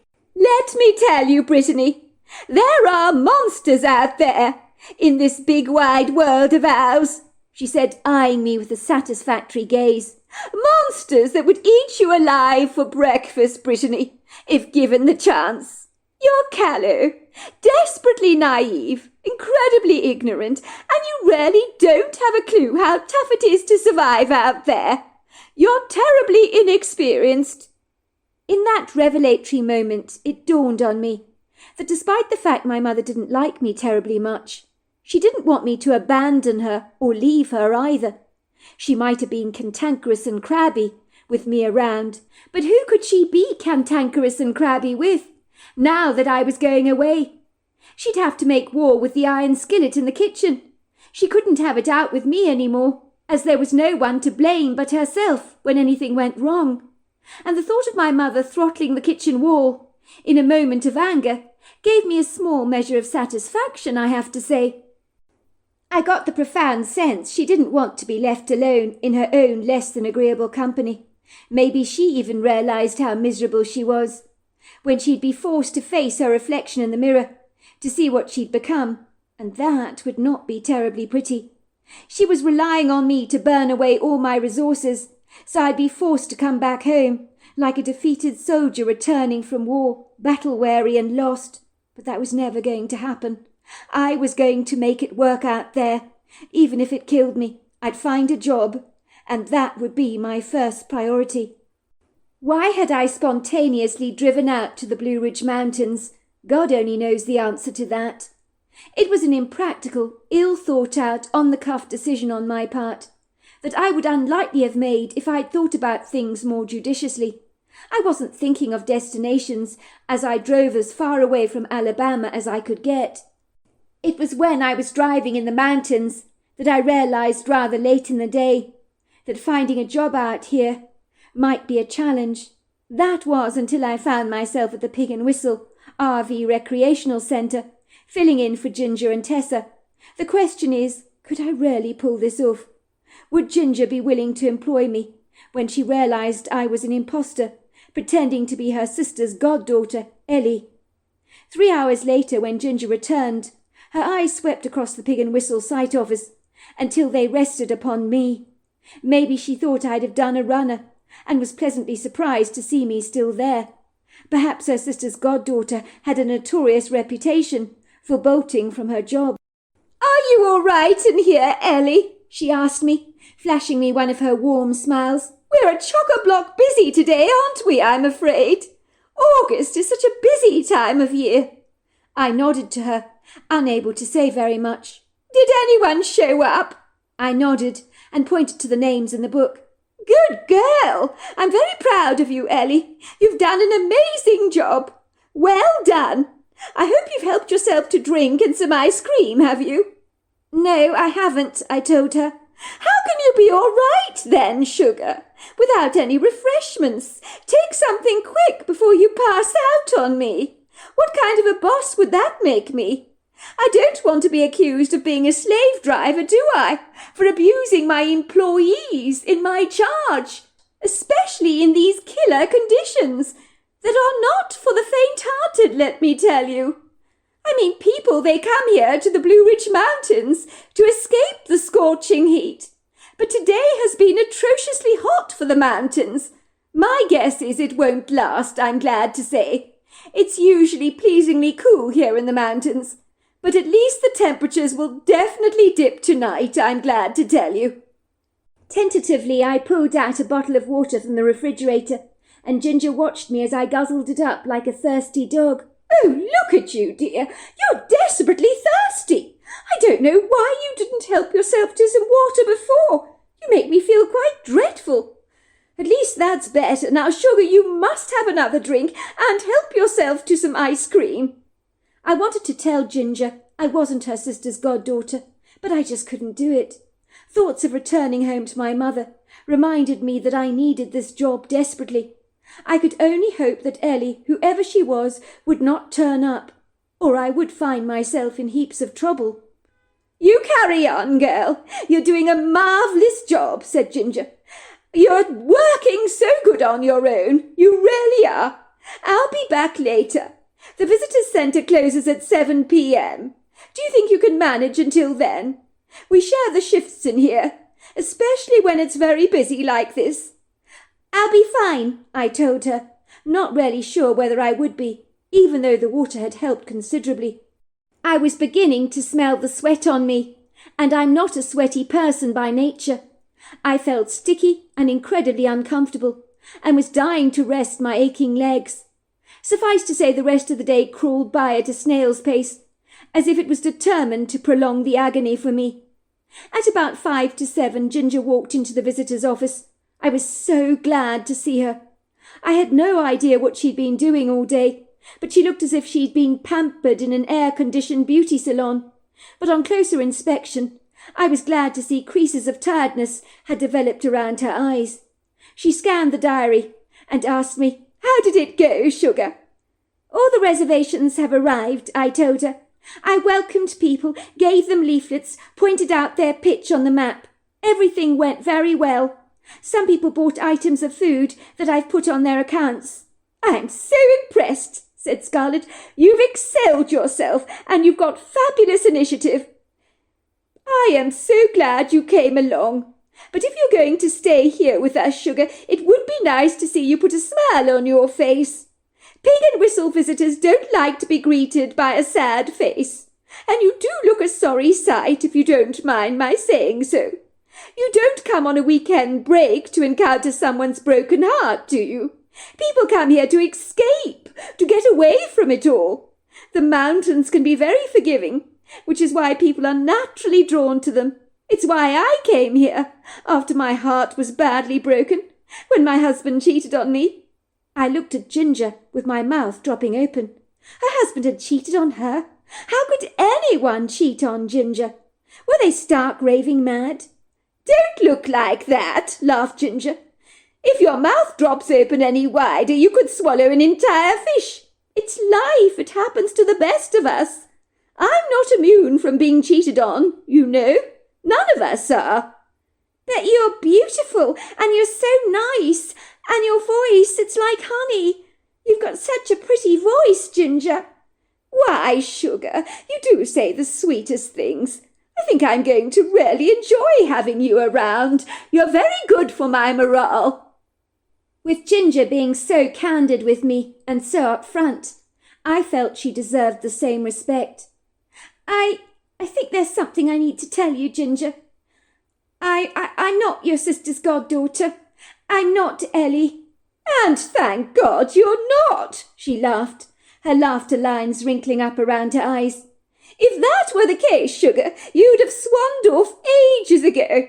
I'm afraid, Ellie, bless her heart, that girl has not got much staying power. She's as restless as an autumn leaf on the ground. Had you been her, she'd have flown away ages ago. That's why I knew you couldn't possibly be Ellie. I don't need to know who you are, if you don't want to tell me, as it's really none of my business, and I never poke my nose where it's not wanted. But it might be rather good if you told me your name at the very least, because somehow I don't think you're an Ellie." "My name is Brittany, and for the record, I'm not running away if that is what you think. Well, I am, but I'm not. Not from anyone that matters, anyway." "Well, it's none of my business if you're running away, Sugar, or not.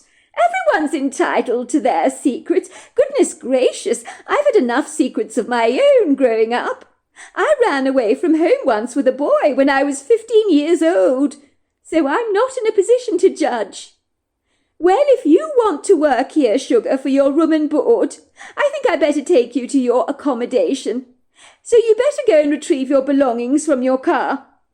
So there I was with my suitcase in my hand, as Ginger told me all about my accommodation. It's a small little pink mobile home. It's called the Bird's Nest. Not for nothing, you know. There's not much room in there to swing a cat, but it's cosy, very comfortable, nestled on the edge of the woods. No one will disturb you there. Tess and I live at the main house on the property. You can't miss it. It's the big white house with the large sash windows, green shutters and grey slate roof. If you need anything, you know where to come. I'm always there at any time of the day or night. I started up the Pig and Whistle when things went badly awry with my ex-husband, you know. I hasten to say the Bird's Nest is an enviable, very private little location, and you'll find some food there in the refrigerator that will last you for the week. I pay all my employees every Monday morning like clockwork, cash in hand it is. It's so much easier that way. Come, let me take you there. I trailed out of the sight office come visitor centre, walking side by side with Ginger. I warmed to her so much. We chatted away happily together as we walked. By the way, Ginger, was everything all right with your mother? I mean, after the nasty fall she had out of the attic? Oh, bless you, Sugar, for asking. How very sweet of you, said Ginger, waving a couple of flying mosquitoes from her face. My mother is absolutely fine, thank God. Nothing was broken. But I ask you, why on earth would she go climbing up a staircase into the attic like that? Well, maybe she wanted those comics, I suggested. Ginger pulled a face. That mother of mine is so contrary. When she gets a bee in her bonnet about something, there is no stopping her.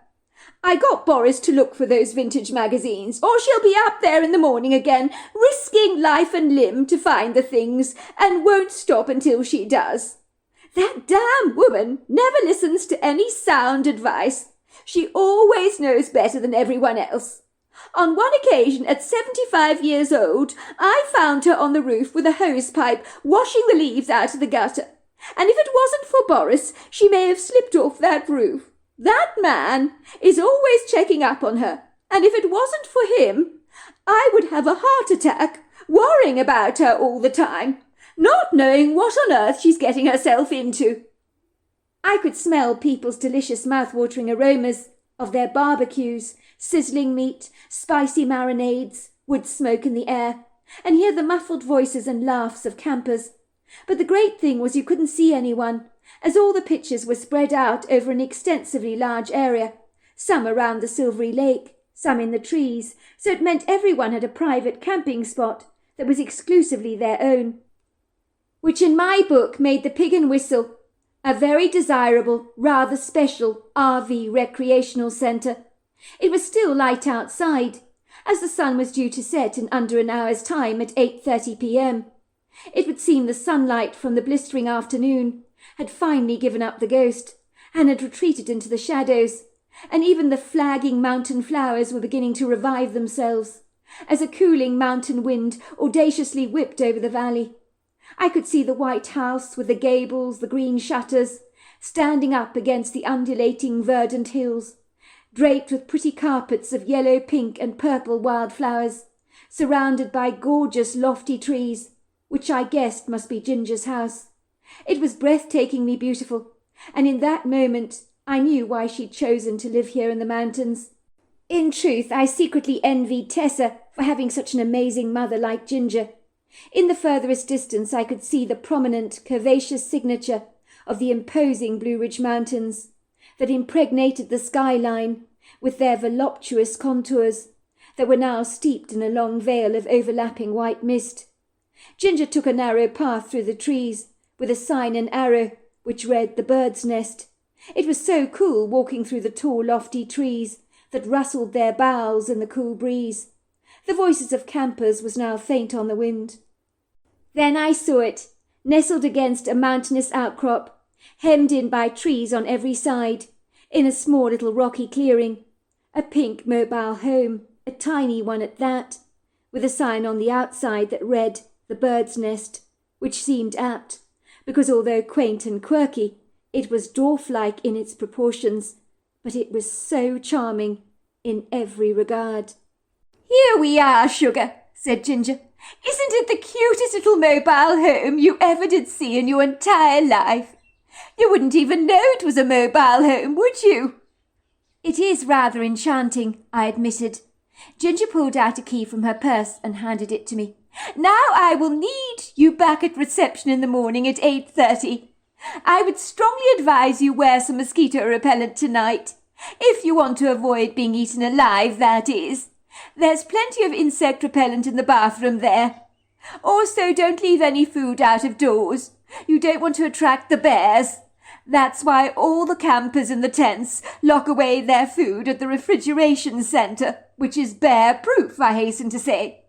Now I will love you and leave you," she said, planting an affectionate kiss on my forehead, and retreating very gracefully through the trees, an ethereal figure in pink, caught up in a cloud of flying insects that swam around her in prisms of pretty soft light. She blew me a kiss and was finally gone. When Ginger had left me, I was finally alone. I entered the bird's nest with a cautious interest. Ginger had warned me it was tiny, but it was cosy, with a delightful lounge boasting a large white leather settee, with a coffee table, and a bookshelf full of fictional novels. I was already longing to read. A wood-burning stove loaded with coal and firewood, ready to set alight. The room opened out onto sliding doors that led out onto an outside deck. Then in the furthest side it branched out into a tiny kitchenette. There was a poky bedroom with a rather lumpy queen-size mattress, 2 bedside tables, and a standard-size wardrobe, which was quite adequate, as I didn't have many clothes with me. The place was absolutely perfect for all my needs. I'd almost certainly landed on my feet against all the odds, as if finally, after a difficult tempestuous start to the day, the gods were now favourably smiling down on me. I knew if my mother could see me happily settled in, she would not be best pleased. She probably had visions of me camping out in my car, desperate to come home. If only she could see me now like a fly on the wall. She really would be wrestling with the walls in her home, with a griddle pan. She'd be so hopping mad. Because despite everything, my mother did not want to be left on her own. The hobbit size of everything at the bird's nest only added to the rather twee charm of the place. But everything was so well appointed and thought through. Easy on the eye it was. I ambled over to the kitchen and pulled out some freeze-dried camping food from the olive-green storage cupboard, which contained cans of tuna, sweet corn, packets of pasta and rice. I settled for a boil-in-the-bag chicken and mushroom casserole with rice. The refrigerator contained bottles of water, Mountain Dew, Coca-Cola, a block of American cheddar, a packet of bacon, some freshly laid eggs, milk, cream, sliced bread, a bar of milk chocolate, some strawberry jam, peanut butter, mayonnaise, and sliced deli meats. Better still, there were 3 cartons of Tom and Jerry ice cream in the freezer, cookie dough, cinnamon bun, and chocolate fudge. Did it get better than that? It seemed good old Ginger had thought of everything, and her generosity did not surprise me one single bit. I was going to like it here. I put down my plate of finished food on the Adirondack table, staring out at the scenic vistas that surrounded me. The buzzing insects were repulsed by my bug repellent, so they left me well alone, deciding to go and bug someone else for the night. The sun had retired from its fearsome showing, and was now in a subdued, mellow state of mind, as it began to blister the sky in a bedazzling kaleidoscope of colours, so it was unabashedly stained in exquisite tangerines, pinks, oranges, and golds.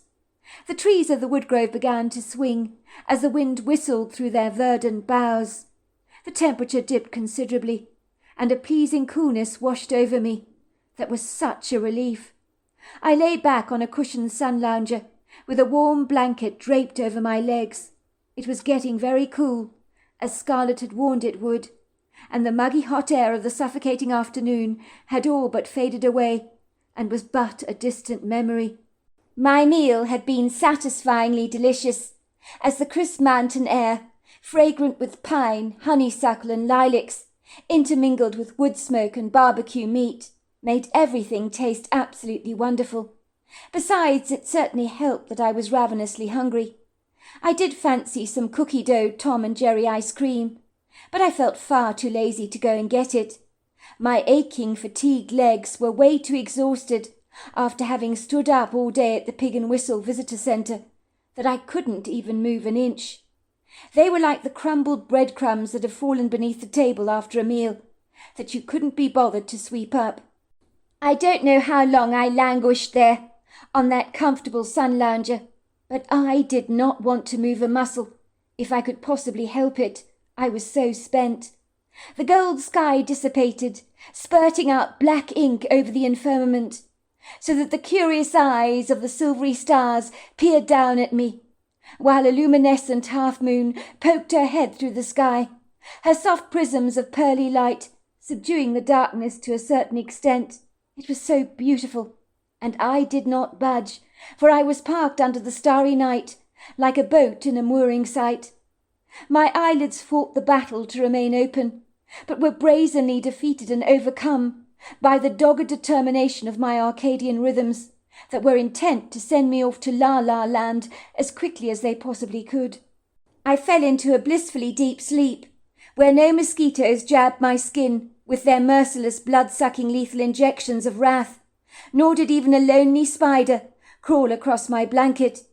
You wouldn't believe an Adirondack upholstered sun lounger would be so comfortable, but believe me, it was. Even more welcoming than my bed at home, I have to say. I had stood up all day in a sauna of heat, not commonly seen here in the Blue Ridge Mountains. I just needed to let go of all my inhibitions and enjoy this restful moment. I don't know how long I was asleep for, but in my dream I heard the strange, peculiar chattering sound, as if two people were engaged in an earnest conversation that carried in its depths the imprints of worry and concern.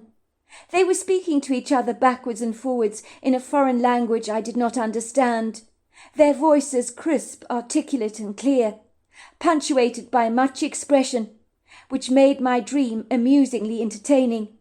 What a curiously outlandish dream, I was thinking to myself during the dream cycle.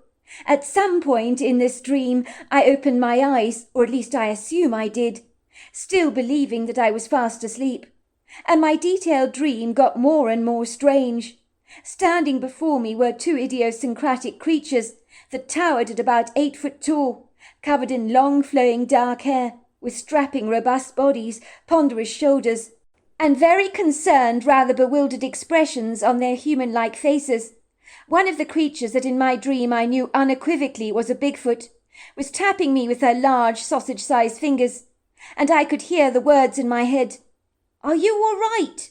Gilaki kwasa?" I felt the blanket being pulled over my body.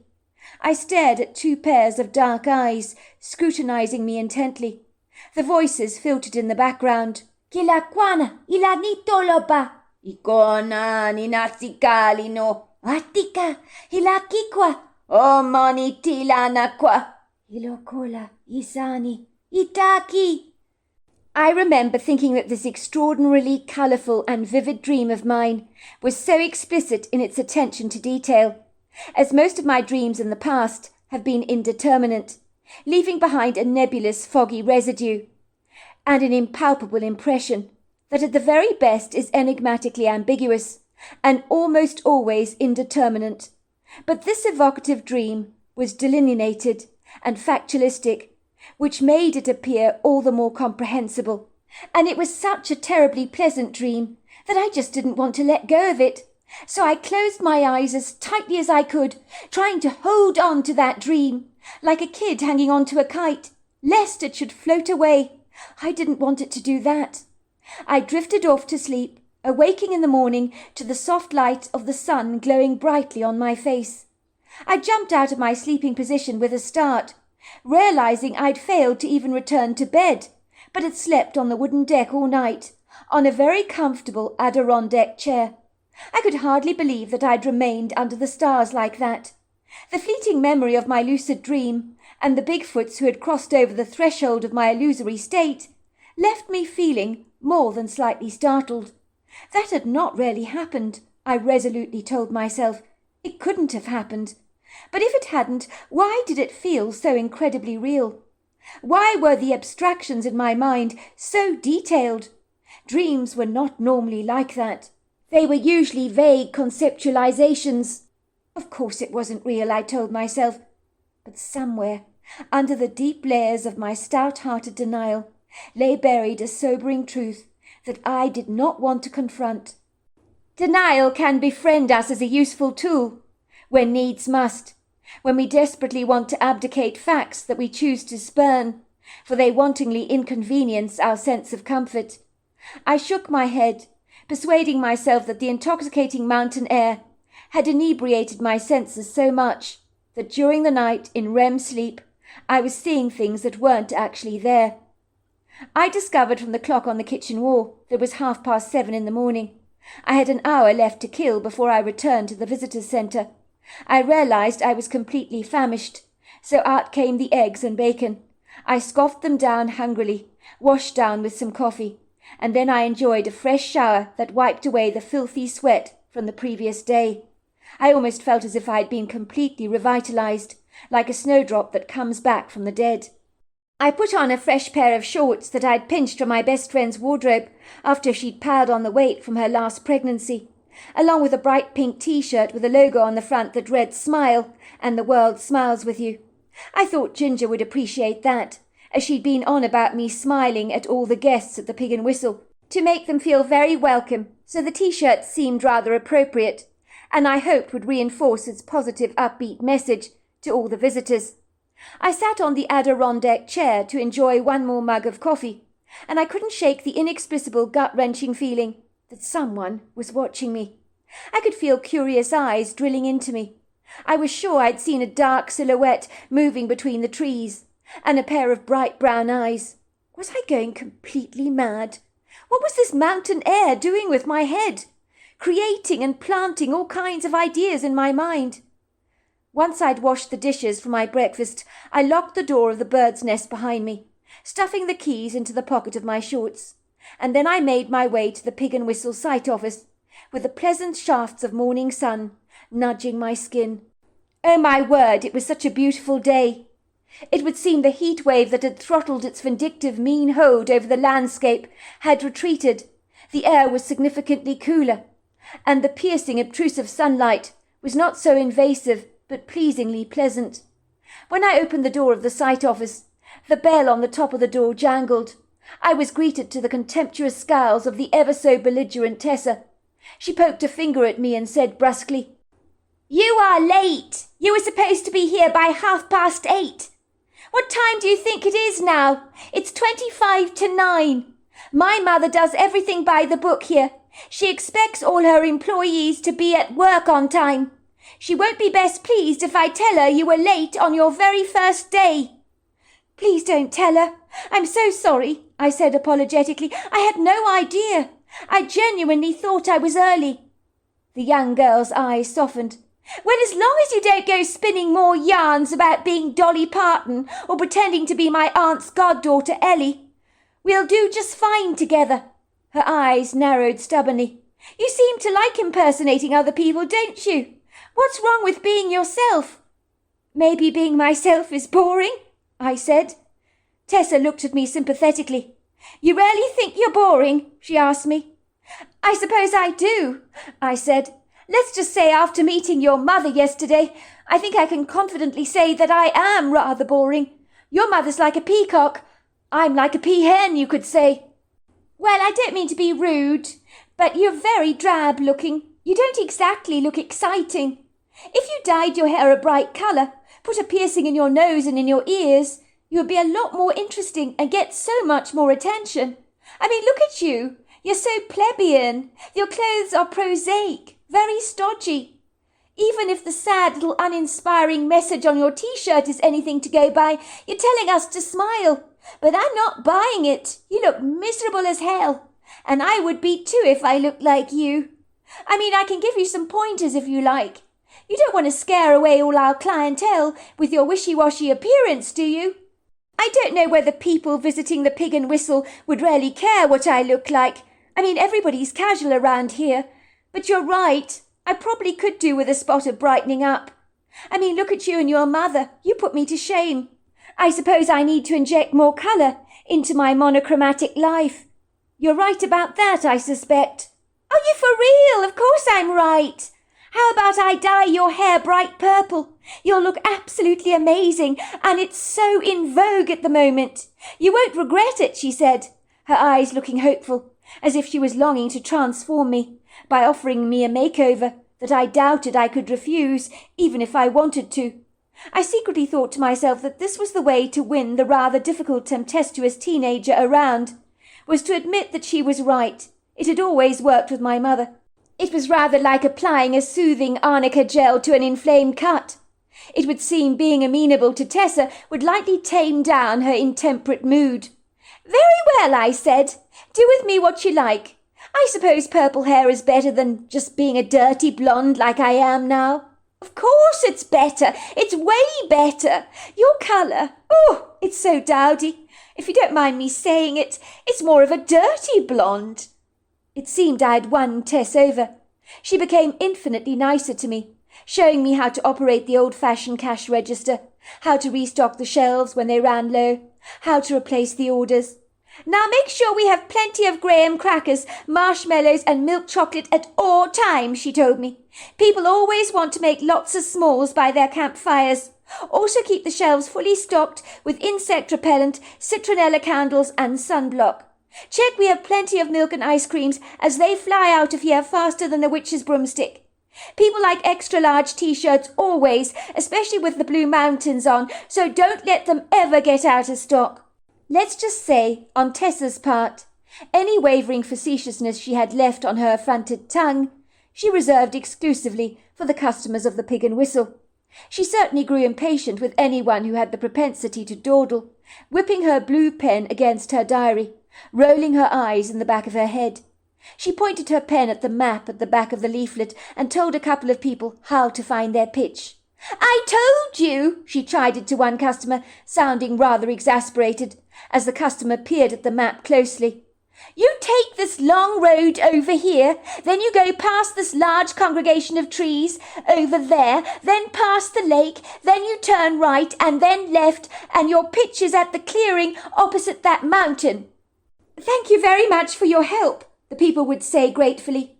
She'd smile and say, Welcome to the Pig and Whistle, and enjoy your holiday with us, and if you need anything, you know where to come. And remember, if you need any s'mores or anything for your barbecue, just come here, we've got it all. I soon realised when Tess wanted to, she could turn on the charm as fast as a light switch and become almost as delightful as her mother Ginger. An hour or so later, the bell above the door tinkled, and a woman entered the Pig and Whistle. She looked to be in her mid to late 30s, but once again, I couldn't be sure, and it would have been crass to guess her age. She pulled away the sweep of golden blonde hair from her face as she approached the desk. She looked exhausted, her clothes crumpled. Good job she wasn't on the road yesterday, I thought privately to myself, as those insufferable temperatures would have worn her to a frazzle.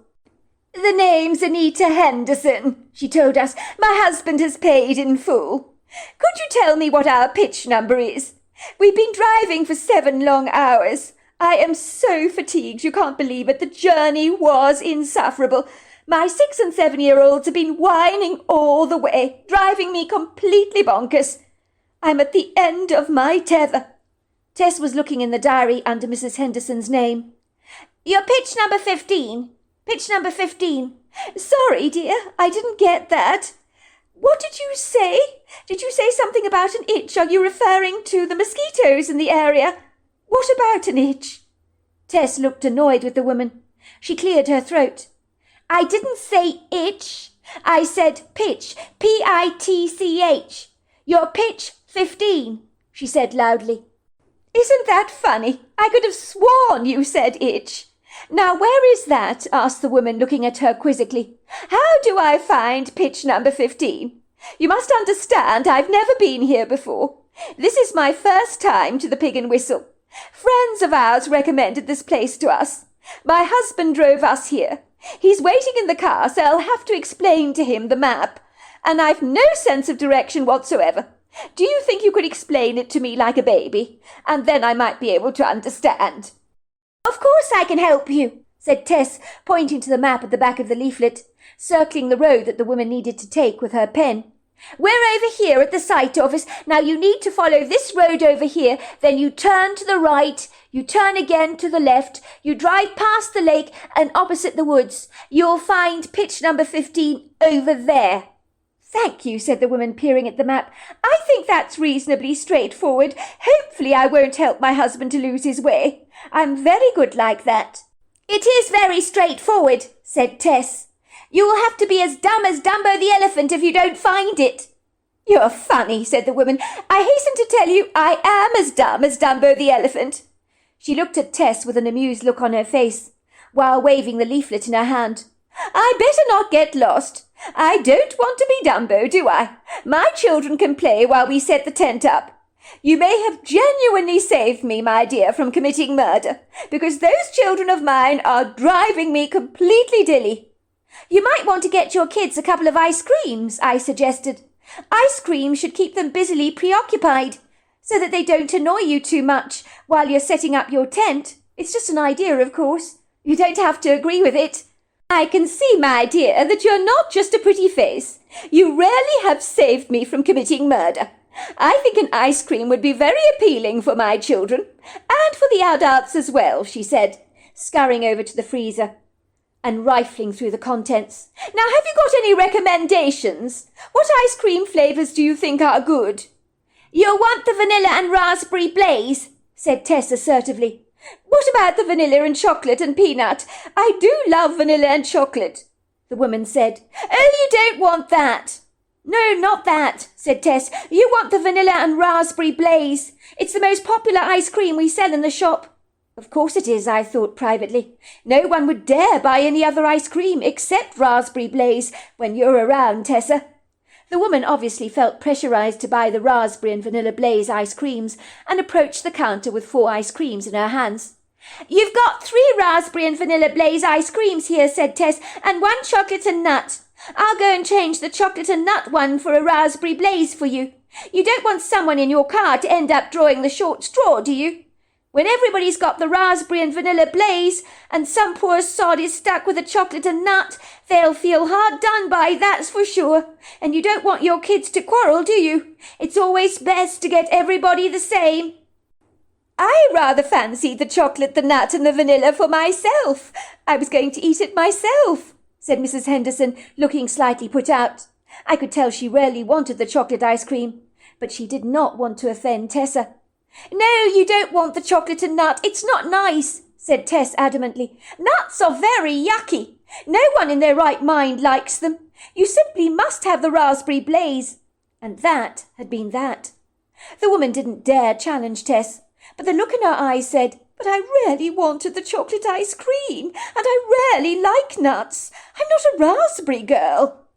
The day pottered by at a very pleasant pace, and the insufferable heat of the previous day really was only a bad, distant memory.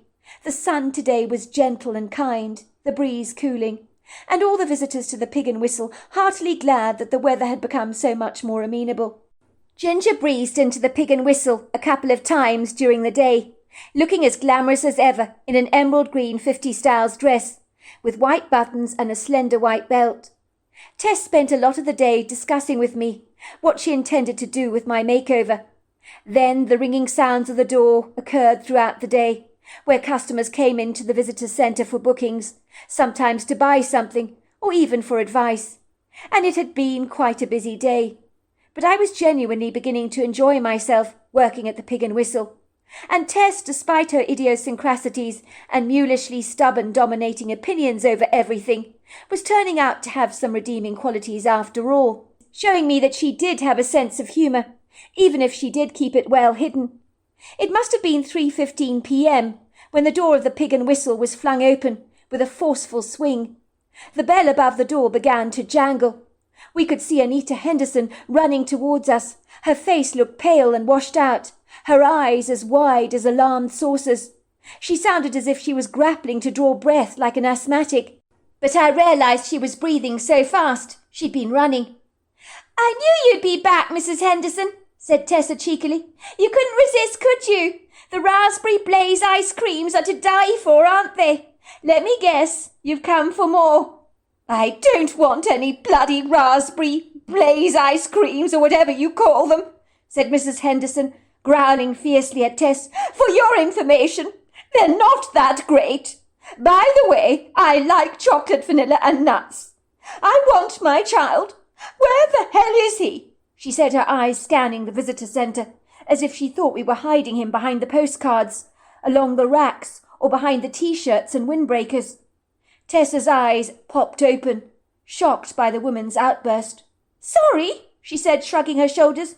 "Why would you think we'd have your child?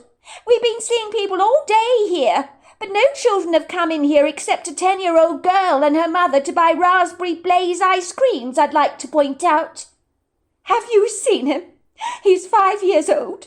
His name is Tom. Dark brown curly hair, beautiful brown eyes. I've been searching for him everywhere, but I just can't find him. I don't know where he's got to. You've got to help me find him, I'm begging you. I don't know what I'm going to do if I can't find him. Supposing something dreadful has happened to him. He could be anywhere. This place is so huge. I wouldn't even know where to begin looking." "Don't look so alarmed, Mrs. Henderson. I'm sure it's going to be absolutely fine. He can't have got very far, I promise you. He's got to be somewhere around here. Kids don't vanish into thin air. The last time it happened, the kid miraculously turned up several hours later, mumbling nonsense about a teddy bear lady rescuing him. You know kids and their vibrant imaginations." "This has happened before?" asked Mrs. Henderson, looking frantic. "A child went missing." "But you did find him?" "Yes, we found him. He was just wandering around." "Well, you know what kids are like. They wander off if you're not watching them, don't they?" "I need you to help me find him now. My husband went off for a hike about a couple of hours ago. I told the kids we were going to have a sleep in the tent we pitched up. They were very tired. When I woke up, it was only my 7-year-old daughter in the tent. I asked her where Tom was. She said he went to look for Daddy, so my son could be anywhere. I mean, he doesn't even know where his father went on his trek this afternoon. This place is huge. My child could be anywhere. He could be in danger. I need your help desperately." Mrs. Henderson's face was fraught with worry. Her lips were quivering, and like any desperate mother, she was restlessly impatient to find her child, and was looking to us for answers, as if we knew the haystack where the needle was hidden. "Please, you've got to help me. I've searched everywhere. I need your help." "I'm so sorry, Mrs. Henderson, but don't worry. I'm quite sure Tom will be fine. I'm sure we will recover him. Most missing children are always found, and they're usually safe and well. That's what I heard once anyway. But we can call the police if you like." "Oh, absolutely not. You cannot do that," said Mrs. Henderson. "When the police get involved, they invariably mess everything up. They will stop me, and anybody else for that matter, looking for my own child. As you were saying, he must be around here somewhere. We don't need their intervention, not yet anyway. We just need as many hands on deck as we can get. Do you think you can organise that for me?" "Don't you worry, Mrs. Henderson. We'll let everybody know that we need help." Me and Tess closed the visitors' centre, turning the sign on the door to closed, gone for 5 minutes, but we knew we would be gone for so much longer than that. It was decided that I would go into the woods, looking for the child. Tess would go around the lake. The child's mother would drive up and down the various roads. We managed to recruit over 100 people to help us search for the child. So some people spread out on foot, some scaled the woods, and others drove around the sizable property with their trucks, while 2 men were dredging the lake, something that left the mother very distressed, but everything needed to be checked out. "What if my child has drowned?" she wailed. "He can't swim. He's so terribly young." My heart broke for Mrs. Henderson. She looked drawn out, fatigued, exhausted, and terribly afraid, as any mother would when naturally trying to recover a missing child. An elderly woman had her arm around Mrs. Henderson and was soothing her with kind words, telling her reassuringly how she had done a vanishing act as a little girl many times herself. "I was always going missing," she told Mrs. Henderson, "and my parents, they had several heart attacks in my early life. One time I was gone for half a day. And do you know where they found me?" Mrs. Henderson had tears pouring down her cheeks. "No, where did they find you?" "I had made myself a little nest behind a couple of bushes in the backyard. That's where they found me. And I'm just saying that your son could have done something very similar. Kids do strange things, you know." The old woman's soothing words comforted Mrs. Henderson. "Now let's be practical here, shall we? You're not going to find little Tommy. You won't find him if you're all tense and worked up and anxious and afraid. You won't be able to see him through your tears. You need to hold it together." "I'll hold it together. I promise you I will. But let's get back into the car to look for him now," said Mrs. Henderson. I decided to walk through the right-hand side of the woods in search for little Tom. Everyone was calling out Tom's name, in the hope that the child would respond to their calls. "Tom! Tom! Tommy!" The child's name could be heard being called all over the valley, as the name Tom became almost like a musical note that was trilled along with the pretty bird's song. Everyone who was available generously volunteered to help search for the child, and many agreed that Mrs. Henderson was right to avoid calling the police for the time being anyway. Everyone felt confident that we would soon find little Tom. I decided to walk past the bird's nest on the off chance that the child was there, although why I thought this God only knows. Maybe it was because the bird nest was situated in a very private spot in the woods, surrounded by wild trees, tangles of briars and rocky outcrops. When I approached the tiny pink mobile home, I discerned my eyes had to be playing tricks on me when I observed a bundled small form lying on the sun lounger chair, which I had slept on last night.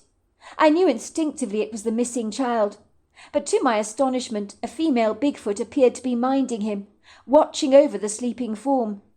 Everyone was in a panic looking for little Tom, desperately trying to find the child, and here he was in such calm serenity, being watched over by a maternal-looking Bigfoot. I knew in that moment the dream from the previous night had been real, and the creature watching over the child had watched over me during the night. But there had been two creatures the previous night. Now there was only one. The Bigfoot, on seeing me, rose to her feet. Relief appeared to wash over her face, as if my rather ambiguous vague encounter with her the previous night had made us unlikely but firm friends, and in a fleeting friendship born out of the midnight hours of the night, when I was between sleep and wakefulness, she had seen me as someone she could actually trust. I wasn't scared of her. I know I should have been, despite the fact that she towered at about 8 to 9 foot tall, but she was so benevolent towards me, and was robustly powerful in strength and stature. She had black hair with auburn highlights, and the kindest, wisest brown eyes I have ever beheld. She seemed terribly concerned about the young boy's welfare. What I do know was she was far more human than primate, and she possessed an outer-worldly intelligence about her, and an ability to read minds, for when she looked at me I felt as if she was reading my thoughts, as this was confirmed because she suddenly said, "Kilono kwa, hisati lasiko, hamakilani kwa, holopati." "But we're friends. I met you last night, don't you remember? You were sleeping over there." I think it was her incredible benevolence and gentle demeanour that softened the blow of seeing a creature like this, so close up, so personal. My fear was pushed to one side, as my curiosity was overtaken by an immense intrigue. I will say this, I liked her at once. It sometimes took me a while to warm up to people. It had taken me several hours to decide that Tess wasn't half so bad after all. But I liked this Bigfoot instantly. She was indicating to the child and whispering to me, in her bizarre, curious language, that I could understand. I understood everything she was saying to me. "Kila kwa, hokola pisa, shakani kalana kwa." "I came here. I knew you would help. The kid was running around looking completely lost. I brought him to you. I thought you might find his mother for me. The child is so tired, so very tired. I thought I'd let him sleep here." Once she felt relieved of her responsibility. She patted me on the back and glided through the woodgrove, giving me a nod of the head, while I stood there bemused, wondering, did that just happen? I immediately phoned Mrs. Henderson, who answered my call. "Mrs. Henderson, it's me. I've got Tommy. He's absolutely fine. He's with me at the bird's nest. He's fast asleep on the Adirondack chair here." "Oh, thank God," said the mother, sobbing with relief. "I'm coming now. Where are you exactly?" Before long, several people had gathered at the bird's nest and surrounded the sleeping child. But Mrs. Henderson was determined to wake him up. She was struggling with all kinds of emotions, from anger to annoyance to abject delight in seeing her son again. "Tom! Oh, Tom! It's you, my darling!" She threw her arms around the bewildered-looking child, who looked rather confused to see all the concerned faces gathered around him. "Where did you go, Tommy? Why did you leave the tent? You know you're not supposed to do that. I'm very disappointed in you." "Where am I?" asked the little boy. "I didn't walk over here. What am I doing over here? I was walking in the trees." "You walked here? You did, don't you remember?" said Mrs. Henderson. "You were trying to find your dad, and then you were so exhausted you came to sleep on this chair over here. Why would you do this, Tommy?" she said, brushing back her fringe of blonde hair from her face. "How many times have I told you not to wander off? It's dangerous. Everyone has been searching for you, and I have been worried sick. All these kind people here have been helping me look for you. I thought something terrible had happened, and this young lady here found you fast asleep, lying on her Adirondack chair. Now what do you have to say for yourself?" The boy appeared muddled. "I don't understand it, because I didn't walk here. I know I didn't walk here. I was walking in the trees. I was going to find Daddy. I was going to find Daddy because I saw where he walked when he left the tent." "Sweetheart, did you not hear what I said? You were found lying fast asleep here on this Adirondack chair. Now I would like you to apologize to this kind lady for what you've just done." "Well, I'm sorry, but I don't remember." The mother wrapped her arms around little Tommy, holding her child close to her chest. "Sweetheart, you walked here on your own. You must remember, surely." "But I don't remember. But I do remember the big bear lady in my dream. She was so nice.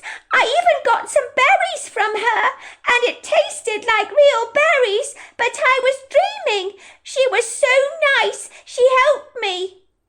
Mrs. Henderson ignored her son's strange remarks, as parents so often do, and waved them off as the ramblings of a child's overactive imagination.